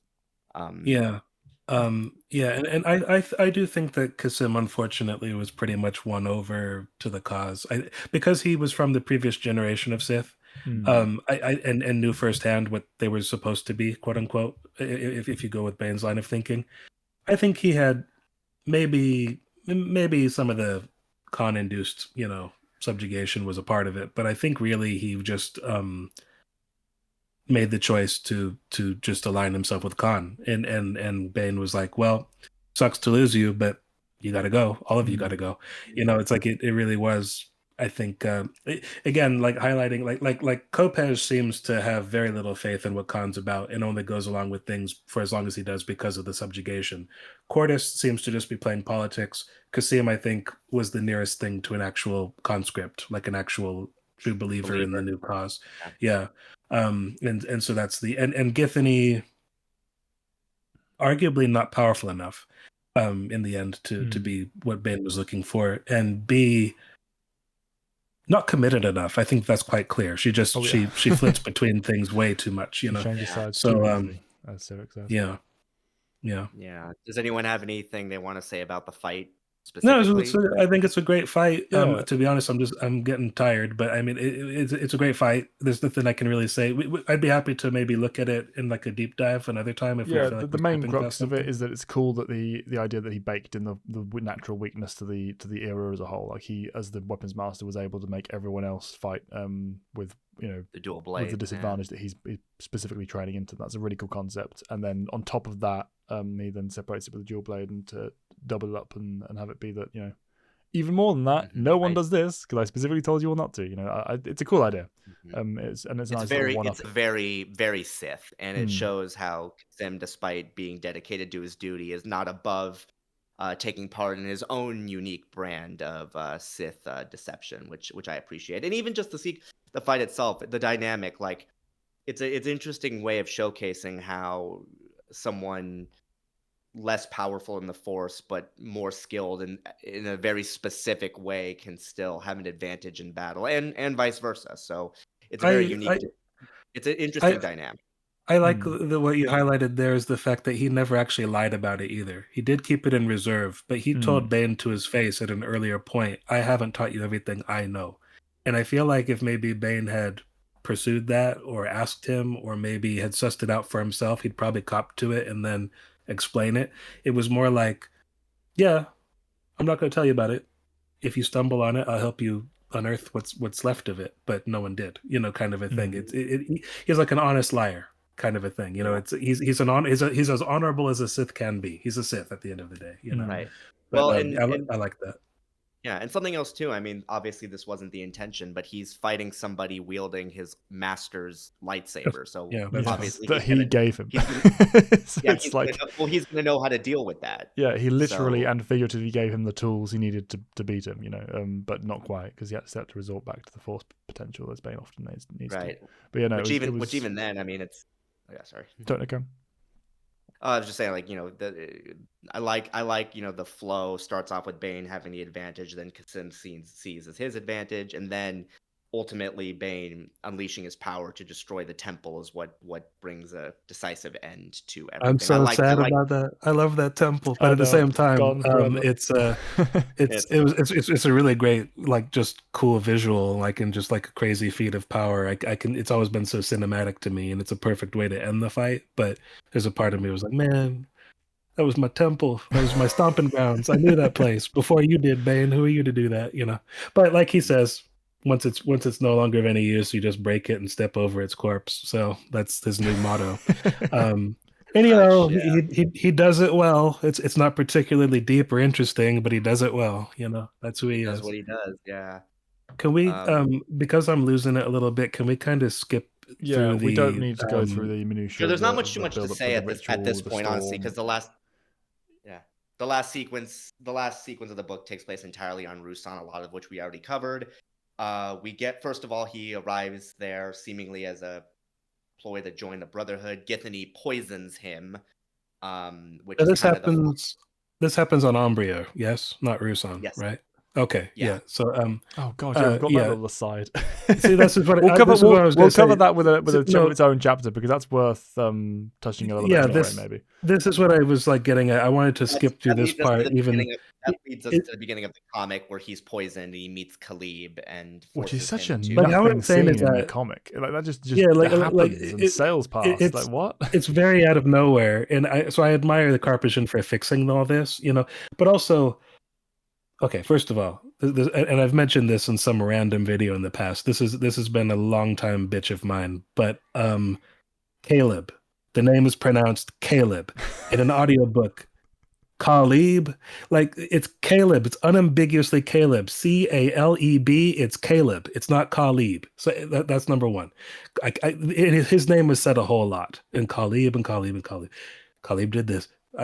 So annoying. But anyway, so annoying. But also, I like Caleb as like not a character per se, but just what he brings to the story. And the vibe of it, and like, oh, you can't move me, except for like, the one chink in his armor being his daughter. It's all great. The way that these two keep popping up throughout the entire trilogy, them in combination with Lucia, it's just like, oh my god. And I don't know. I mean, his daughter Sarah is just like a literary crime to me in terms of contrivance. There's nothing. Her character is fine. But it's just like I just find it so unbelievable, so completely unbelievable. It's a point A to point B situation, and it's like we really did not need to see any of them after this point because they completely fulfill. And I end up liking. To be frank, they wouldn't be here if they hadn't been in the comic. It's one of the most egregious examples of Bane hits a stumbling block and he walks 5 minutes and narratively speaking, bam. Instant fix by the one person who could help him. Great. And if he hadn't been there, Bane would have been dead. That's the end of it. So it's if only the comic justifies that whole ridiculousness. I will say this from a meta perspective. I do like how the book describes that when Bane sort of looks at Caleb through the Force, he's actually kind of he's not scared, but he's a little unsettled because he's Force sensitive, but he manifests his powers in a way completely different from Jedi or Sith. And I like all that stuff. That's all good. Yeah, the unfamiliarity of it kind of like unsettles Bane a little bit. I like that because it's a good way of showing a different style of Force manifestation and how even in someone who doesn't even come close to his power can still kind of, in his own way, have his own advantages in certain situations, which is what all of that is. So again, good writing. I was going to say it's all fine in this book. The whole thing is contrived in every book with them, but at the same time, this is where it works the best. I end up liking as dark as it gets with Zannah in book 2. We'll talk about that next time. But just as a setup, these are just pure. Oh yeah. Let's bail you out of this poisoning. I mean, I like the only thing I liked about the whole poisoning thing was her covering up one poison with a more obvious other one that he thought he could neutralize. I liked that. That was cool. That was the coolest thing she ever did as a character. And it would have worked if not for and it would have worked. Plot armor, actual plot armor. Yeah, the actual plot armor. One of the rarest examples of it. This is where it is actually yeah. But so that we'll return to Umbria a lot because unfortunately it's a mainstay of the series. I mean, it's cool, it's a cool planet, but it's all focalized around like these two characters. It's just like really, why don't you just move? Because it's a decade in between. You know what I mean? Just anyway. But, so after back that, on Ruusan. After he's cured of the poisoning, he goes back and meets up with the Brotherhood and meets Lord Khan for the first time ever. Again, doesn't really come that way off in the book. Oh, well, this is after he lands on the planet and then squishes one of the dying Sith on the battlefield. In the book, I remember being like, what the hell is this being written? But it's because it's in the comics. It's in the comic. Whenever you're reading the book and something really weird happens, it's usually the comic's fault. Not always. 9 times out of 10, yeah. Like when I was 16, I loved all this. This is power fantasy gone hog wild. This is ridiculous. Like this is like I can barge into like the war room of the Sith and go, bop, you all suck. You don't know what you're doing. It's the fun thing. He literally says, right, go on with your plan, and like 2 seconds later, it's like, bah, you're doing it all wrong. Like it was so comically over the top. Saying literally that, says, it's in the comic, but it's weird to imagine Bane saying, I don't know. It's almost mustache twirly, and you can kind of there's a sheen of he's trying to present what they think he should be, the manipulator. That he wants to give the idea to make the idea to them that he wants to take over the Brotherhood. So there's an idea that he's supposed to be a little bit out of character, but it's a very thin sheen because it's a double cross. But it's also like he's made to be either 21 or 23. I can't remember how the math shakes out. But in light of what we know from like because he was like 18 when he had his last beating from his father. Mm. Then like 5 years go by. So maybe he's 24 because like 5 years go by or something like that. And maybe like 24, then 25, I guess. Yeah, 24, 25. Then like a year with the Gloomwalkers and the Sith training and all that or whatever. It does not pan So he's if like, we're not seeing him as like 40 odd, right? This is yeah. Like it's just it's so silly. I don't know. But I mean, I detected no issues with this as a 16-year-old. That is the difference between a 16-year-old and a 30-something. I mean, this is just it's so silly. But yeah, it is kind of it's a double fake out because, like you said, the thing that does work well about it is I want you to think one thing, and the truth is something otherwise. That works well. But I mean, this is also where like it just feels like everything comes unglued. The Sith plan kind of the Sith just jump into action kind of haphazardly, and Let's there's do the storm ritual that you're just bringing us, and let's nuke the forest essentially. Yeah, and then let's get on our speeders and just go over there and rain havoc on them, and then you've got Cordis like, oh, actually, I'm here to simper and kiss up to you. It's like, well, I don't need you. Bye. Like, and also like, okay, none of the he's others off the board. raining the fact that Khan's not worried about the fact that Bane's just flown off in the opposite direction. Just happened to leave the communication devices open for Bane to access. So he'd never been here, bear in mind, never had access to this at all. And so let me just then turn he this orders the blockade to just the whole blockade thing. Forget that. You sure, sir? Yep, just do that. Even in the comic, you don't even get the sense that there's a fleet in orbit anyway. Yeah, so that's not even the comics. Yeah, good point. That's not even the comics' fault. That's just very much like a hey, this thing that you've been told very specifically to do by the commander, and you know how I'm someone you've never spoken to before, and there's no like authorization codes involved here or anything. Yeah, just do what I say. Okay. Yeah. Try and hand wave it away with the fact that Khan doesn't give anyone else his personal comm unless it's crucial, and she just assumes that. But it's like, really, like just because it comes from those codes, like how do you know this isn't someone hacking into his? I don't know. Like, I mean, he gives the very mildest hand wave in that he says it has happened before, though rare. It has happened. Okay, great. You've done the minimum possible to make this acceptable as a plot idea, but even so, it's ridiculous. Opens up the sequence for Valentine to come back and him and Hoth make up. I will say this. The visual of Hoth like coming to Valentine and giving him like a bear hug, like that's kind of silly. I kind of like that, because it's funny, it's so out of character from what we've seen. I don't know, like that's in my head. That's kind of that's a cool visual. I appreciate it. In a larger story, again, all this works. All of the ingredients are littered throughout the story. The core concepts, there's most of the scene work. Everything is there. You just need to stretch it out, give it way more breathing room, tie everything together better, create more functional dynamics between these characters. If in some cases make them characters, because in most cases they're not. Let it breathe. Yeah. It's a big problem of this not is letting also it breathe in this book. Yeah. This is also the sequence in the comic where, as we mentioned, Githany, I don't even remember his name. The former Jedi. Kiel Charney. No, I thought he was going to say Dervit too. Her boyfriend, Kiel Charney. Yeah, this is like they meet on the battlefield in the comic in this scene, and she attacks him, cuts his hand off with her whip, and then he doesn't matter. Yeah, again, I don't have a problem with him being cut from the book. I think he functions well as a I don't know what happened to him. I don't know. Maybe he's dead. Maybe he's not. I don't know. I think that functions in the book. It leaves it as a natural. He's not in the talk book. about contrivances. It's the anti-contrivance. He's mentioned in the book. It's realistic that it doesn't come up. Yeah. Right. So I like that. The sequence though is from the comic. We get Daravit. Do we want to talk about Daravit, or are we saving that? We'll cover it for next time because it becomes more relevant. I'd be happy to, but let's save it for Rule of Two, if only because I'm tired. This is going on. That's fine. That's fine. He's not really that relevant right here anyway. I mean, he's not in this book, so we'll just save that for what it is. But then Khan goes back to the Brotherhood for just again one of the few moments of levity that kind of made me chuckle a little bit. The fact that he goes in there and he's like, "What happened? What?" It's like, "Oh, I told the fleet to attack," and he's just like, "I'm just imagining like, Bane just speaking." Wait, why? It's just like pulling his hair out. Like we were that close.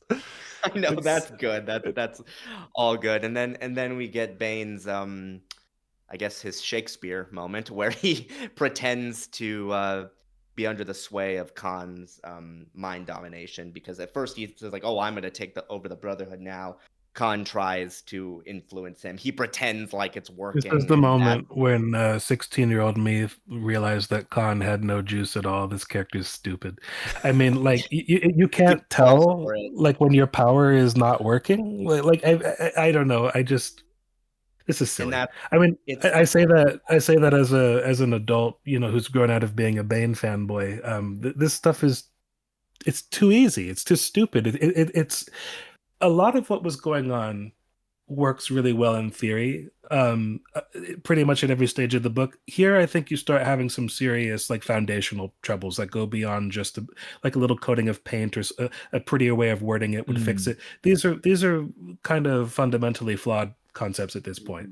yeah. And I'll roll with it because it is what it is. The book moves at a breakneck speed. It's not exactly the deepest plot in the world anyway, but this is really where I'm like, can the book just be over at this point? We know where Pretty it's much. going, Yeah. Yeah, and yeah, he decide it's even a little bit weirder because like Bane even notes that after he leaves the tent that he'd felt it in its head, but Revan had shown him how to resist.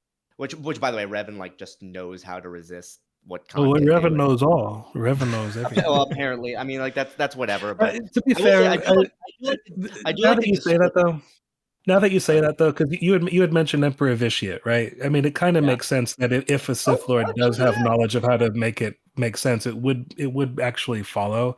Not, but again, I'm saying that only because you mentioned it. Literally, I've never thought that in my life. It's just it is what it is. Yeah, I'm not Revan saying it's a Revan just problem. is attributed with all the powers. He's Yeah, one of those I'm Sith that just knows everything. I'm not saying it's a problem. It just would have been nice to have given like he just kind of says it in one sentence and that's it. It would have been nice if we'd gotten a little bit more context to that. I do like the prose that he describes Khan's powers like scraping up against his head like a dull knife on steel. That's kind of I like that prose. That's really clever because he was like, Yeah. oh, okay, I instantly understand because you could like picture as like, okay, I'm feeling this in my head. It hurts a little bit, but it's not gonna dominate me. I'm gonna use this pain to fuel my performance. Like you instantly understand that Yeah, experience just from that, and I really exactly. appreciate that. Really good at the Yeah. shorthand when it comes to transmitting or translating abilities and fighting styles and all that kind of stuff. He's really good with that, and that's Yeah. also a rare example of decent prose on top of it. Nothing spectacular, So but still this, decent. yeah. So this eventually leads to the climax. We can get to it now, where Khan's madness gets cranked up to the highest degree, and he and the other Sith do the thought bomb. We've already talked a lot about this. Can I just say, like, the thought bomb as a concept is always been strange to me. For one thing, it never comes up ever again, in any, as far as I know, anyway. If someone in the comments could correct me on Well, that, to be but fair, it's not really a rule of two weapon. Like it's not like it's something they'd ever need to use because it would just kill right, them. but it's like a So there's that doomsday explanation at least. sort of thing, yeah. Um, but yeah, they consolidate the force into this explosion, and everything sensitive to the force gets destroyed. Their spirits get shredded, either destroyed or trapped into the vortex. And yeah, Yeah, that I never particularly understood this or liked it. It felt very just bizarre, like why anyone would have developed a technique like this in the first place, um, or how, or like Particularly from the you know, dark side end of the spectrum as well. I mean, obviously the light well, wouldn't either regardless, to be honest. I mean, but like the Sith it in terms of their it's culture, why it's would period. Where it comes from me, where it began to make as much sense as it can make was when I realized that it was kind of a relic from trying to explain the terrain that Kyle Katarn was experiencing in that mhm, in Dark Forces. So I didn't know any of that backstory. This to right? me was all just one book, and I was like, this thing is weird. And then it was like, oh, okay, they're working backwards from that concept and trying to make something out of that. So It's because the thought bomb's epicenter, after it yeah. detonates and consolidates all that energy, Mhm. eventually becomes the epicenter of the Valley of the Jedi. Um, that leads to a few questions that I'm going to save for the next for Rule of Two specifically, because more of that is touched upon. Yeah, because Um, when that book opens up in the aftermath of all this, so yeah. yeah, so that's all good. I like the sequence where Valentine. Well, we also get the sequence where Cordis breaks away as they're forging the thought bomb. Goes to fight with the troopers and the Jedi army. we get a sequence lifted almost directly from the comic where Kopej warns Valentine Oh, about the Kopech, thought yeah. bomb. Yeah. What did I say the wrong name? I apologize. I thought you said Cordis, but I was like, I don't remember him fighting at all at any point. But yeah, Kopech, yeah. Yeah, this is where we learn. It's basically just the sequence from the comic, but just expanded a bit. Mhm. This is like we mentioned before. This is where like Valentine recognizes Kopej as a former Jedi. That's all well and good. Not much really to say other than that. I like the sequence where Hoth and Valentine go their separate ways. The pain that he feels in having to select the 100 Jedi to join him Yeah, that's once good. going into the And tunnels. I do definitely like that made they better than the firmly comic as well, established. because the comic is like, okay, bye. Yes.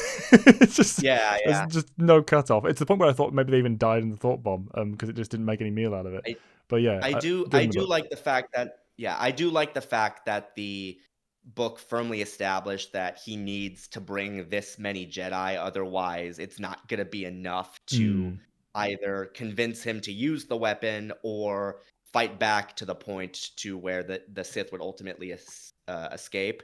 I do appreciate that. You do Yeah. feel like, hey, this is like they're marching to their death, but they're gonna march to it with their head held high, sort of thing. That's very in Yeah. keeping with the Jedi doctrine, especially with someone like Hoth. So that's all I well and good. I never liked Hoth as a character. I never liked his just being with him, but I've always respected this moment quite a lot. And I also just assumed, again, because I didn't know what Ruusan really was, I thought Ruusan would become the planet Hoth and it would be named for him in this final stand. I thought this bomb was gonna That would be kind of interesting. create. That's what I thought it was Yeah, all it's going kind to of an be obvious the first conclusion, time really, I. isn't it? Yeah, but Yeah. it isn't the case. So I was very Yeah. confused when it So ended up having nothing to do with that. But I've always liked this this bit, even though I didn't enjoy the the character on page that much. But yeah, the thought bomb detonate. Well, like Khan's gone completely mad at this point when they're in there. Like he's like all quite disheveled. conveniently, yes. Yeah. Yeah, yeah. The actual detonation itself, I think it's interesting, especially like if you're listening to the audiobook, like you hear the explosion and just this feeling of everything being, because it's when we say it's an explosion, it is an explosion, but not probably what most people think of. It's like this cascade of energy and then just vaporizes everything around it. It's a very unique sequence, and the sheer horror of it all as like all the light, everything gets sucked into this epicenter and just completely eradicated. You feel the weight of this moment, which you would want for a climax like this. Yeah, So and it's also that's they're all not well and good. killed as well. They're or sort of their Some spirits some are aren't. It's torn from their very bodies and melded into a perpetual state of eternal horror, which is kind of it adds to the weight to the spirit, sacrifice of the Jedi. And yeah. the Jedi knew that to Which some extent going in as well. They basically yeah, made the choice of I'm going to let myself be eternally tormented forever, so that the well, rest of the galaxy don't have not to. forever. If you've not forever, since we know forever as far as they're you aware. know, yeah, as far as because we know, because obviously the climax of Jedi Knight 2, Kyle Katarn, after he defeats Jarek, it ends up freeing all the spirits from the valley. So everyone here, the curse does get broken eventually. It's just going to take 1,000 years, thankfully. I suppose 1015, right? 1000 and something like that. Yeah, yeah, roughly around that. Something along those. Well, I guess it would Long be, enough, put it that way. That's after. That's after Return of the Jedi, so that would actually be more like 1,025 or something along those true, lines. yeah, But it was post, wasn't it? yeah, so it is very depressing seeing this happen, but at the same time, at least you could take solace in the fact that that this will get undone eventually. In some ways, it almost you could say provides what Kyle Katarn does provides kind of a capstone to this sort of entire conflict, which is interesting. It really is I also video think game reference the book, isn't it? This one. I mean, this is the much, book yeah. that you've played through everywhere. It's filling that space. Yeah, Which is but quite after Well, yeah, it was born in that, really, which I didn't realize that. I didn't realize that the comic the had roots to that for the yeah, longest time. I mean, this is stuff I've known for years at this point, but going back to when I first picked up this book and long after even, no clue. It was just a book trilogy, and I was like, oh, there were these comic books. Oh, it had connection to that game. That's right. Oh, and that comic book was weird too. So that's why all this other shit is really weird, really weird. Yeah. yeah. But you see, so Hoth, Khan, Githany, we all get completely annihilated. I would also say Well, the Githany's, differences do change with Githany's death, right? Like, I mean, yeah, she kind of, I don't know if it's better or worse. Probably what happened in the comic is worse, you know. But we'll probably she kind of lingers, right? She gets briefly sort of mummified, destroyed, yeah, yeah, but then and she kind of just then collapses right after when yeah. she sees Bane. So in Dust to this we just see dust. her get instantly blown away. It doesn't really change much, but I think it's Bane is because they far, shortened everything to do with her and Daravit, you know, like that wasn't yeah, really a thing in this version. Yeah. which honestly is fine, you know, because Yeah, we'll talk about that next time I when really we don't get care into for that. Daravit.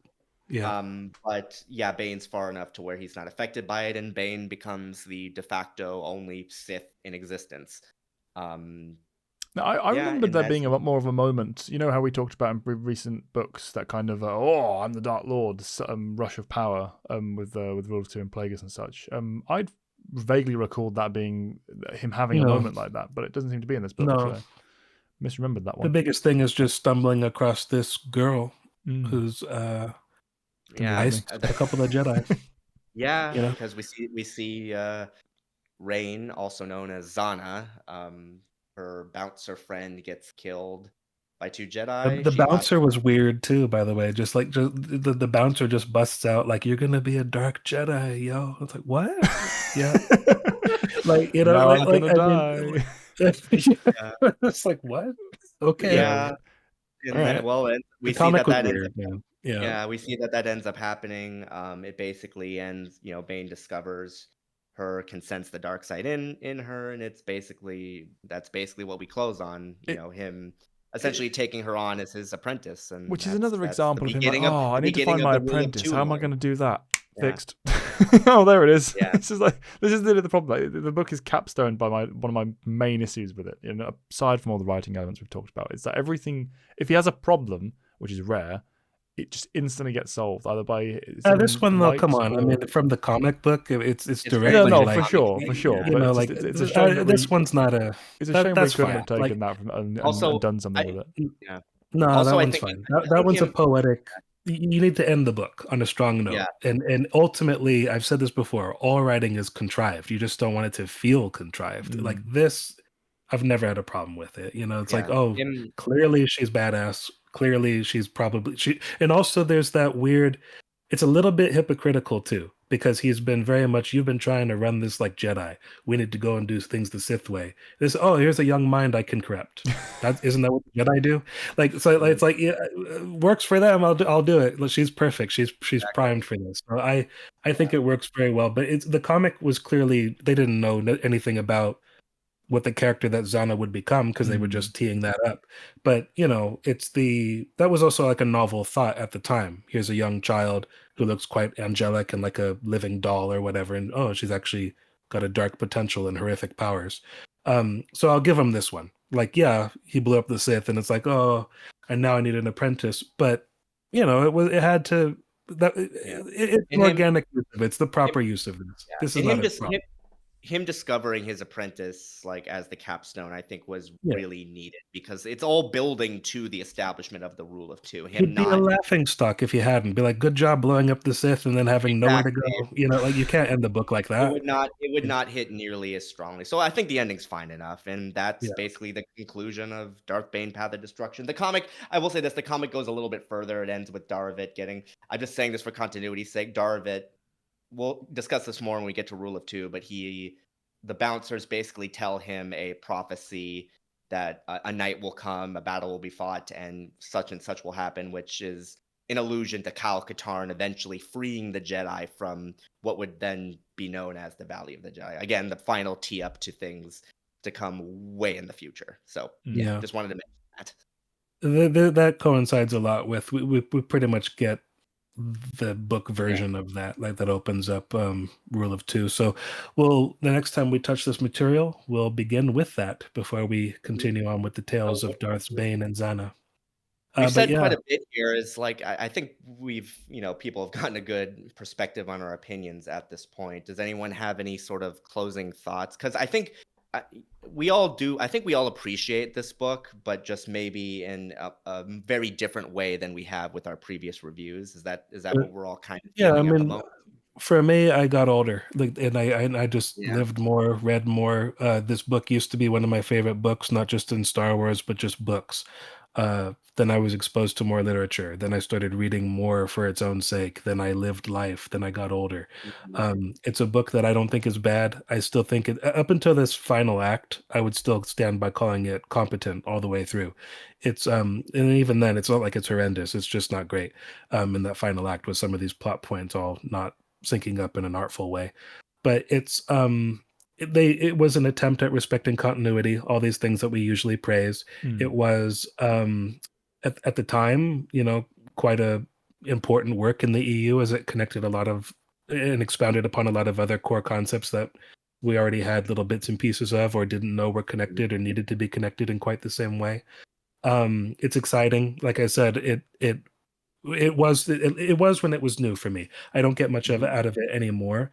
Knowing where it goes, knowing what all the plot beats are, and having read it and reread it so many times over the years, after a long breakaway, I just am not super enthused when I go through it anymore. I don't love the language. I don't think the character of Darth Bane is. He's nothing I find aspirational, that's for sure. And certainly after a point, I don't find him so compelling or relatable, whereas he really is early on. And also, just in the interest of full disclosure, we like wasted an hour on like bloopers and flubs and attempts at this, so I'm unusually tired at this point in the discussion. But it's not because the book is so bad. I'm just operating at a deficit at this point. Mhm. It's good to be honest about some things sometimes, just to clear things up. I mean, you can hear it in my voice, I'm sure at this point. I need some sleep. But Yeah. yeah, it's a book that I used to love. I'm like, yeah, if you've never read it before, you should read it. It gives you better context for things, but that's about it for me. Mhm. I don't know.